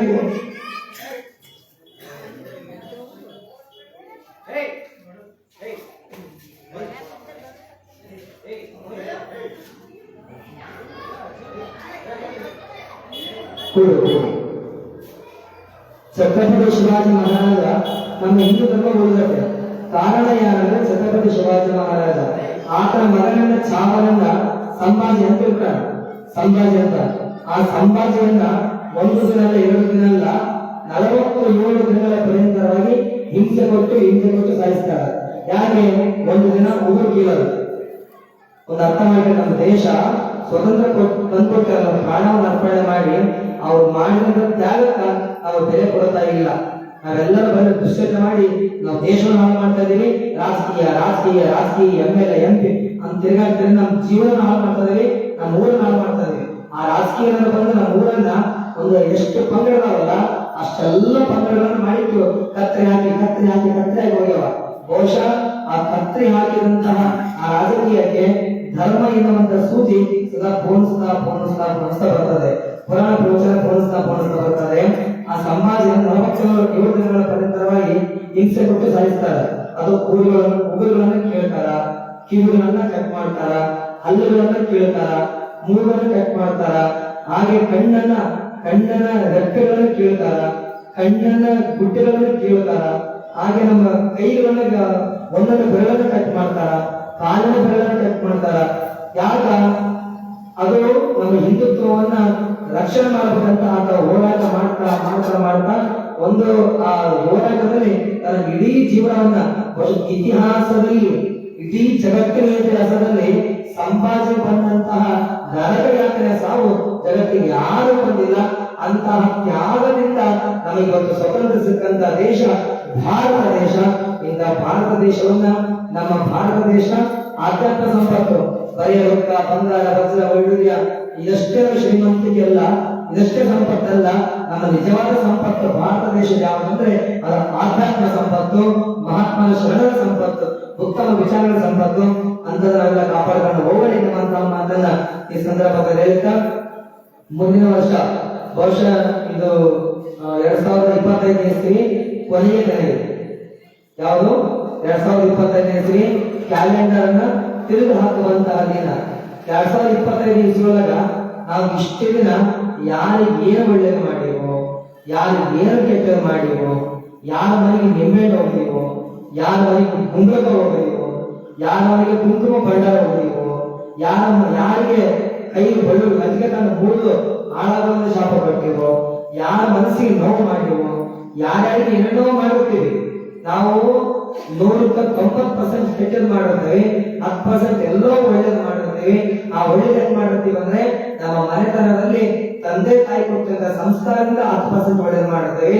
ಇಂತಹ ಮಹಾತ್ಮರ ಗುರುಗಳ ಮಾತುಗಳನ್ನು ಕೇಳಿ 10% ಒಳ್ಳೇದು ಮಾಡುತ್ತೇವೆ. ಅದು 90% ಒಳ್ಳೇದಾಗ, ಅದು 10% ಕೆಟ್ಟದಿರಲಿ, 90% ಒಳ್ಳೇದಾದಾಗ ಮಾತ್ರ ನಮ್ಮ ದೇಶ ಸುಧಾರಣೆ ಆಗ್ತದೆ, ಗ್ರಾಮ ಸುಧಾರಣೆ ಆಗ್ತದೆ, ಮನೆತನ ಸುಧಾರಣೆ ಆಗ್ತದೆ. ಹಾಗಾಗಿ 2025 ಇಸ್ವಿ ಕೊನೆಯ ದಿನ 30ನೇ ತಾರೀಕು, ನಾಳೆ ಮತ್ತೆ ಕ್ಯಾಲೆಂಡರ್ ಅದು ಇಂಗ್ಲಿಷ್ ತಾರೀಕು ಮುಖಾಂತರ ಹೊಸ ವರ್ಷ ಕ್ಯಾಲೆಂಡರ್ ಮುಖಾಂತರ ಪ್ರಾರಂಭ ಆಗ್ತದೆ. ಇನ್ಮೇಲೆ ನಾವು ಎಷ್ಟು ಕೆಟ್ಟದನ್ನು ಮಾಡಿದ್ವಿ, ಮುಂದಿನ ವರ್ಷದಿಂದ 2026 ವರ್ಷದಿಂದ ಒಳ್ಳೆಯದನ್ನ ಮಾಡ್ತಾ, ಒಳ್ಳೆಯದನ್ನ ನೋಡ್ತಾ, ಒಳ್ಳೆಯದನ್ನ ಬಯಸ್ತಾ, ಒಳ್ಳೆಯದನ್ನ ಹಾರೈಸ್ತಾ, ಒಳ್ಳೆಯದ ಜೊತೆ ನಾವೆಲ್ಲ ಜೀವನವನ್ನ ಮಾಡೋಣ ಎನ್ನುವಂತ ಮಾತನ್ನ ಹೇಳ್ತಾ 2026 ಫೆಬ್ರವರಿ 9ನೇ ತಾರೀಕು ಶ್ರೀಮಠದಲ್ಲಿ ಪುರಾಣ ಪ್ರವಚನ ಕಾರ್ಯಕ್ರಮ ಪ್ರಾರಂಭ. 20ನೇ ತಾರೀಕು ಶ್ರೀಮಠದಲ್ಲಿ ಪುರಾಣ ಮಹಾಮಂಗಲ ಕಾರ್ಯಕ್ರಮ. ಅದರ ನಿತ್ಯವಾಗಿ ಗುರು ಪಂಡಿತ ಸ್ವಾಮಿ ದಾಸನವರ ಜಾತ್ರಾ ಮಹೋತ್ಸವ ಕಾರ್ಯಕ್ರಮ, ಸಾಮೂಹಿಕ ವಿವಾಹ ಕಾರ್ಯಕ್ರಮಗಳು ಇರ್ತವೆ, ಜನ್ಮಮೂರ್ತಿಗಳಿಗೆ ಅಯ್ಯಚಾರ ಕಾರ್ಯಕ್ರಮ, ಭಕ್ತರಿಗೆ ಲಿಂಗ ದೀಕ್ಷೆ ಕಾರ್ಯಕ್ರಮ ಎಲ್ಲ ಇರ್ತದೆ. ಅದನ್ನ ಎಲ್ಲರ ಸದುಪಯೋಗ ಶ್ರೀಮಠಕ್ಕೆ ಬಂದು ಆ ಪುರಾಣ ಪ್ರವಚನದಲ್ಲಿ ಪಾಲ್ಗೊಂಡು ಶ್ರೀಮಠಕ್ಕೆ ಬಂದು ಕೈಕಾಲು ತೊಳ್ಕೊಂಡು ಭಸ್ಮದಾನ ಮಾಡ್ಕೊಂಡು ಗುರುಗಳಿಗೆ ದರ್ಶನ ಮಾಡ್ಕೊಂಡು ಪುರಾಣ ನಾಲ್ಕು ಒಂದು ಒಳ್ಳೆಯ ಮಾತುಗಳ ಪುರಾಣವನ್ನು ಆಲಿಸಿ ಪ್ರವಚನವನ್ನ ಕೇಳಿ ಜೊತೆಗೆ ಆ ಪ್ರಸಾದವನ್ನು ಸ್ವೀಕಾರ ಮಾಡಿ ನಿಮ್ಮಲ್ಲಿ ನೀವು ಸುರಕ್ಷಿತ ಮುಟ್ಟಿದರೆ ಸಾಕು, ಅದು ನಿಜವಾದಂತ ನಮಗೆ ಜೋಡಿ ಹಾಕಿದಂತ ಸಂಪತ್ತು ಎನ್ನುವಂತಹ ಮಾತನ್ನ ಈ ಸಂದರ್ಭದಲ್ಲಿ ಯಾರೇ ಇರಲಿ ಎಲ್ಲರಿಗೂ ಶ್ರೀಮಠದಲ್ಲಿ ಸಾಮೂಹಿಕ ವಿವಾಹದ ಅವಕಾಶ ಇರ್ತದೆ. ಅದು ಸೆಕೆಂಡ್ ಮ್ಯಾರೇಜ್ಗೆಲ್ಲ 18 ವರ್ಷದ ಒಳಗ ಹೆಣ್ಮಗಳಿಗೆ, 20 ವರ್ಷದ ಗಂಡ ಮಗನಿಗೆ ಇತ್ತಂದ್ರೆ ಮದುವೆ ಅವಕಾಶ ಇಲ್ಲ. 18 ವರ್ಷ ಮೇಲ್ಪಟ್ಟು 20 ವರ್ಷ ಮೇಲ್ಪಟ್ಟು ಹುಡುಗ 21, 18 ಹುಡುಗಿ ಇರಬೇಕು. ಮೊದಲನೇ ಮದುವೆ ಆಗಿರಬೇಕು, ಎರಡನೇ ಮದುವೆ ಅವಕಾಶ ಇಲ್ಲ. ಇಂತಹ ಕಾರ್ಯಕ್ರಮದಲ್ಲಿ ಪಾಲ್ಗೊಂಡು ಎಲ್ಲರ ಸದುಪಯೋಗ ಪಡಿಸಿಕೊಳ್ಳಿ ಎನ್ನುವಂತಹ ಮಾತನ್ನ ಈ ಸಂದರ್ಭದಲ್ಲಿ ಹೇಳ್ತಾ, ಬಹುಶಃ ಕೋಳೂರು ಗ್ರಾಮ ಅಂದ್ರೆ ನಾವು ರೋಡ್ ಮೇಲೆ ಹೋಗ್ಬೇಕಾರ ಯಾವಾಗ ಊರು ಕೋಳೂರು ಅಂತ ಅನ್ಕೊಂತಿದ್ವಿ, ಮನೆಗೆ ಹೋಗ್ಬೇಕಾರ ಅಂತ ಅನ್ಕೊಂತಿದ್ವಿ. ಊರಾಗ ಯಾರು ಮಾತಾಡ್ಸಲಿಲ್ಲ, ಊರಾಗ ಜನರ ಊರೈತೆ, ಆದ್ರೆ ಊರಿಗೆ ಏನು ಭಕ್ತಿ ಅಂತ ಅನ್ಕೊಂಡಿದ್ವಿ. ಆದ್ರೆ ಅದು ತಪ್ಪು ಅನ್ನುವ ಹಾಗೆ, ಅದು ತಪ್ಪು ಅನ್ನುವ ಹಾಗೆ ಇವಾಗ ನೀವು ಭಕ್ತಿ ಸ್ವಾಗತ ಮಾಡಿರಲ್ಲ, ಇದು ನಿಜವಾದಂತಹ ಕೋಳೂರು ಗ್ರಾಮದ ಸರ್ವಸಂಪತ್ತರ ಭಕ್ತಿ ಎನ್ನುವಂತಹ ಮಾತನ್ನ ಸಹಿತ ಈ ಸಂದರ್ಭದಲ್ಲಿ ನೀವೆಲ್ಲರೂ ಇನ್ನೊಂದು ಏನಪ್ಪ ಅಂದ್ರೆ ನೀವು ನಿಮ್ಮೂರಲ್ಲಿ ಪುರಾಣವನ್ನು ಹಚ್ಚಿ ಒಂದು 5 ದಿನ ಆಗಲಿ, 9 ದಿನ ಆಗಲಿ, 11 ದಿನ ಆಗಲಿ, ನಾವು ಕಳಿಸಿದ ಸಂಪತ್ತು ಆಸ್ಪತ್ರೆಗೆ ಇಡ್ತೀವಿ, ಲಾಯರ್ಗೆ ಇಡ್ತೀವಿ, ಪೊಲೀಸರಿಗೆ ಇಡ್ತೀವಿ, ಯಾರಿಗೂ ಇಡ್ತೀವಿ. ಅದೊಂದಿಷ್ಟು ಉತ್ತಮ ವಿಚಾರಗಳಿಗಾಗಿ ಹೊಲದಲ್ಲಿ ಉತ್ತಮ ಬೆಳೆ ಬರಬೇಕಂದ್ರೆ ಉತ್ತಮ ಬೀಜಗಳನ್ನು ಹಾಕಬೇಕು. ನಮ್ಮ ಗ್ರಾಮದಲ್ಲಿ ಉತ್ತಮ ಸಂಸ್ಕಾರ ಬರಬೇಕಂದ್ರೆ ಉತ್ತಮ ಪುರಾಣಗಳನ್ನು ಹಚ್ಚಬೇಕು, ಶರಣ ಮಹಾತ್ಮ ಚರಿತ್ರೆಗಳನ್ನ ಕೇಳಬೇಕು ಎನ್ನುವಂತ ಮಾತು ಹೇಳಿದ. ಬಹುಶಃ ನೀವೆಲ್ಲರ ಕೇಳಲಾಗದೆ ನಿಮ್ಮೂರಲ್ಲಿ ಪುರಾಣ ಹಚ್ಚರಿ ಅಂತ ಹೇಳಿದಿರಿ. ಹಚ್ಚಿರ ಹಚ್ಚೋದಕ್ಕೆ ಪ್ರಯತ್ನ ಮಾಡಿ. 5 ದಿನವಾದ ಹಚ್ಚರಿ, 9 ದಿನವಾದ ಹಚ್ಚರಿ, 11 ದಿನವಾದ ಹಚ್ಚರಿ. ನಾವು ಸಾಧ್ಯವಾದ್ರೆ ಪ್ರಾರಂಭಕ್ಕ ಮತ್ತೆ ಮಂಗಳಕ ಮತ್ತೆ ಮಧ್ಯದಲ್ಲಿ ಒಂದು 3-4 ಸರಿ ಪುರಾಣದ ಪಟ್ಟಿ ಬಂದಿರುವಂತಹ ಮಾತನ್ನ ಈ ಸಂದರ್ಭದಲ್ಲಿ ತಿಳಿಸ್ತಾ, ಬಹುಶಃ ಇಷ್ಟೆಲ್ಲ ಸಂಘಟನೆಯಿಂದ ಕೋಳೂರು ಗ್ರಾಮಕ್ಕೆ ನಾವು ಯಾವಾಗಲೂ ಬರಲಿ ನಾವು ವೀರೇಶ್ ಸ್ವಾಮಿ ಮನೆಗೆ ಬರ್ತಿದ್ವಿ. ಅವ್ರ ಮನೆ ಯಾಕೆ ಬರ್ತಿದ್ವಿ ಅಂದ್ರೆ ಅವ್ರು ಮಾಡ್ಕೊಂಡಿರುವಂತಹ ಧರ್ಮ ಪತ್ನಿ ನಮ್ಮೂರಿನ ಮಗನ ವೀರೇಶ್ ಸ್ವಾಮಿಗೆ ಕೋಳೂರು ಗ್ರಾಮದ ಮಠದ ಸ್ವಾಮಿ ಕೊಟ್ಟಿರೋದ್ರಿಂದ ಅವ್ರ ಮನೆಗೆ ಬರ್ತಿದ್ವಿ. ನಿಮ್ಮಲ್ಲೂ 2 ಪ್ರತಿಷ್ಠಾಪನಾ ಸಹಿತ ನಮ್ಮ ಶಾಸ್ತ್ರದ ಕಲಿಸಿದವರಾಗಿದ್ದಾರೆ. ಹಾಗಾಗಿ ಅವ್ರು ಇಷ್ಟ ತಿಳಿಸ್ತಿದ್ವಿ. ಹಿನ್ನೆಲೆ ನಮ್ಮ ಮಠದ ಯಾವುದೇ ಕಾರ್ಯಕ್ರಮ ಇರಲಿ, ವರ್ಷದಲ್ಲಿ 2 ಕಾರ್ಯಕ್ರಮಕ್ಕೆ ನೀವೆಲ್ಲ ನಿರ್ಬಂಧೇಶ್ವರ ಹತ್ರ ಸನ್ನಿಧಾನದ ಹತ್ರ ಬರ್ರಿ. ಇಲ್ಲೇ ಆಹ್ವಾನ ಪತ್ರಿಕೆ ಕೊಟ್ಟು ಶ್ರೀಮಠದ ಕಾರ್ಯಕ್ರಮಕ್ಕೆ ನಮ್ಮೆಲ್ಲರನ್ನ ನಾವು ಬಹಳ ಪ್ರೀತಿಯಿಂದ ಪ್ರೇಮದಿಂದ ಆಹ್ವಾನ ಮಾಡ್ತೀವಿ ಅನ್ನುವಂತ ಮಾತನ್ನು ಹೇಳ್ತಾ, ಇಷ್ಟೆಲ್ಲ ಸುಂದರವಾಗಿ ಏರ್ಪಾಟ್ ಮಾಡಿರುವಂತ ನಮ್ಮ ಬೇರೆ ಸ್ವಾಮಿಗೆ ಚಪ್ಪಲಿ ತಟ್ರಿ.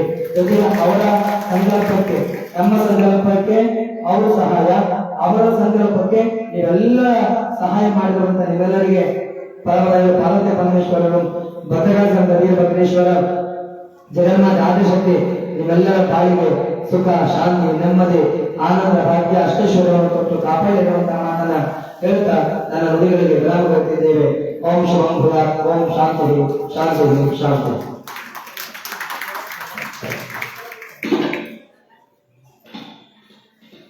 ಪರಮ ಪೂಜ್ಯ ಗುರುಗಳ ಆಶೀರ್ವಾದ ಸದಾಕಾಲ ನಮ್ಮ ನಿಮ್ಮೆಲ್ಲರ ಮೇಲೆ ಇರಲಿ ಅಂತ ಬಯಸುತ್ತಾ,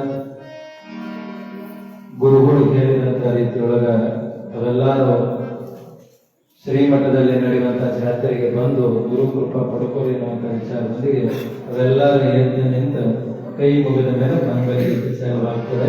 ಈ ಮಂಗಲ ಆದ ಮೇಲೆ ಯಾರ್ಯಾರ ನಿಮ್ಮ ಮನೆಗೆ ಪಾನ ಪೂಜೆಗೆ ಕರ್ಕೊಂಡು ಹೋಗ್ಬೇಕಂತ ಮಾಡಿ ಅವರೆಲ್ಲರೂ ಇದು ನಮ್ಮ ವೀರೇಶ್ ತಾತನ ಜೊತೆಗೆ ಇದ್ದು ಕರ್ಕೊಂಡು ಹೋಗ್ಬೇಕು ಅಂತ ಹೇಳಿ ಈಗ ಮಂಗಲ ಆಗ್ತದೆ.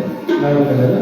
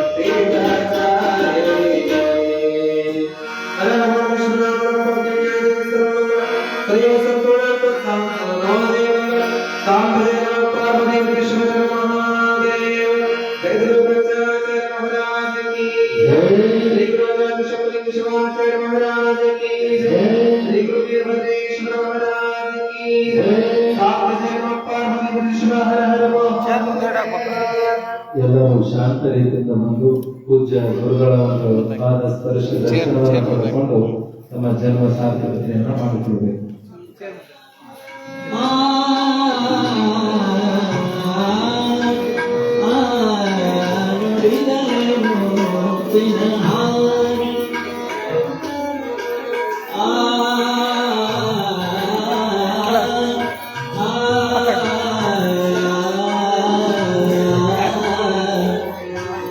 ಕೂಡ್ರಿ ನೀವು ಕೂಡ್ರಲ್ಲಿ ಜೋಡಿ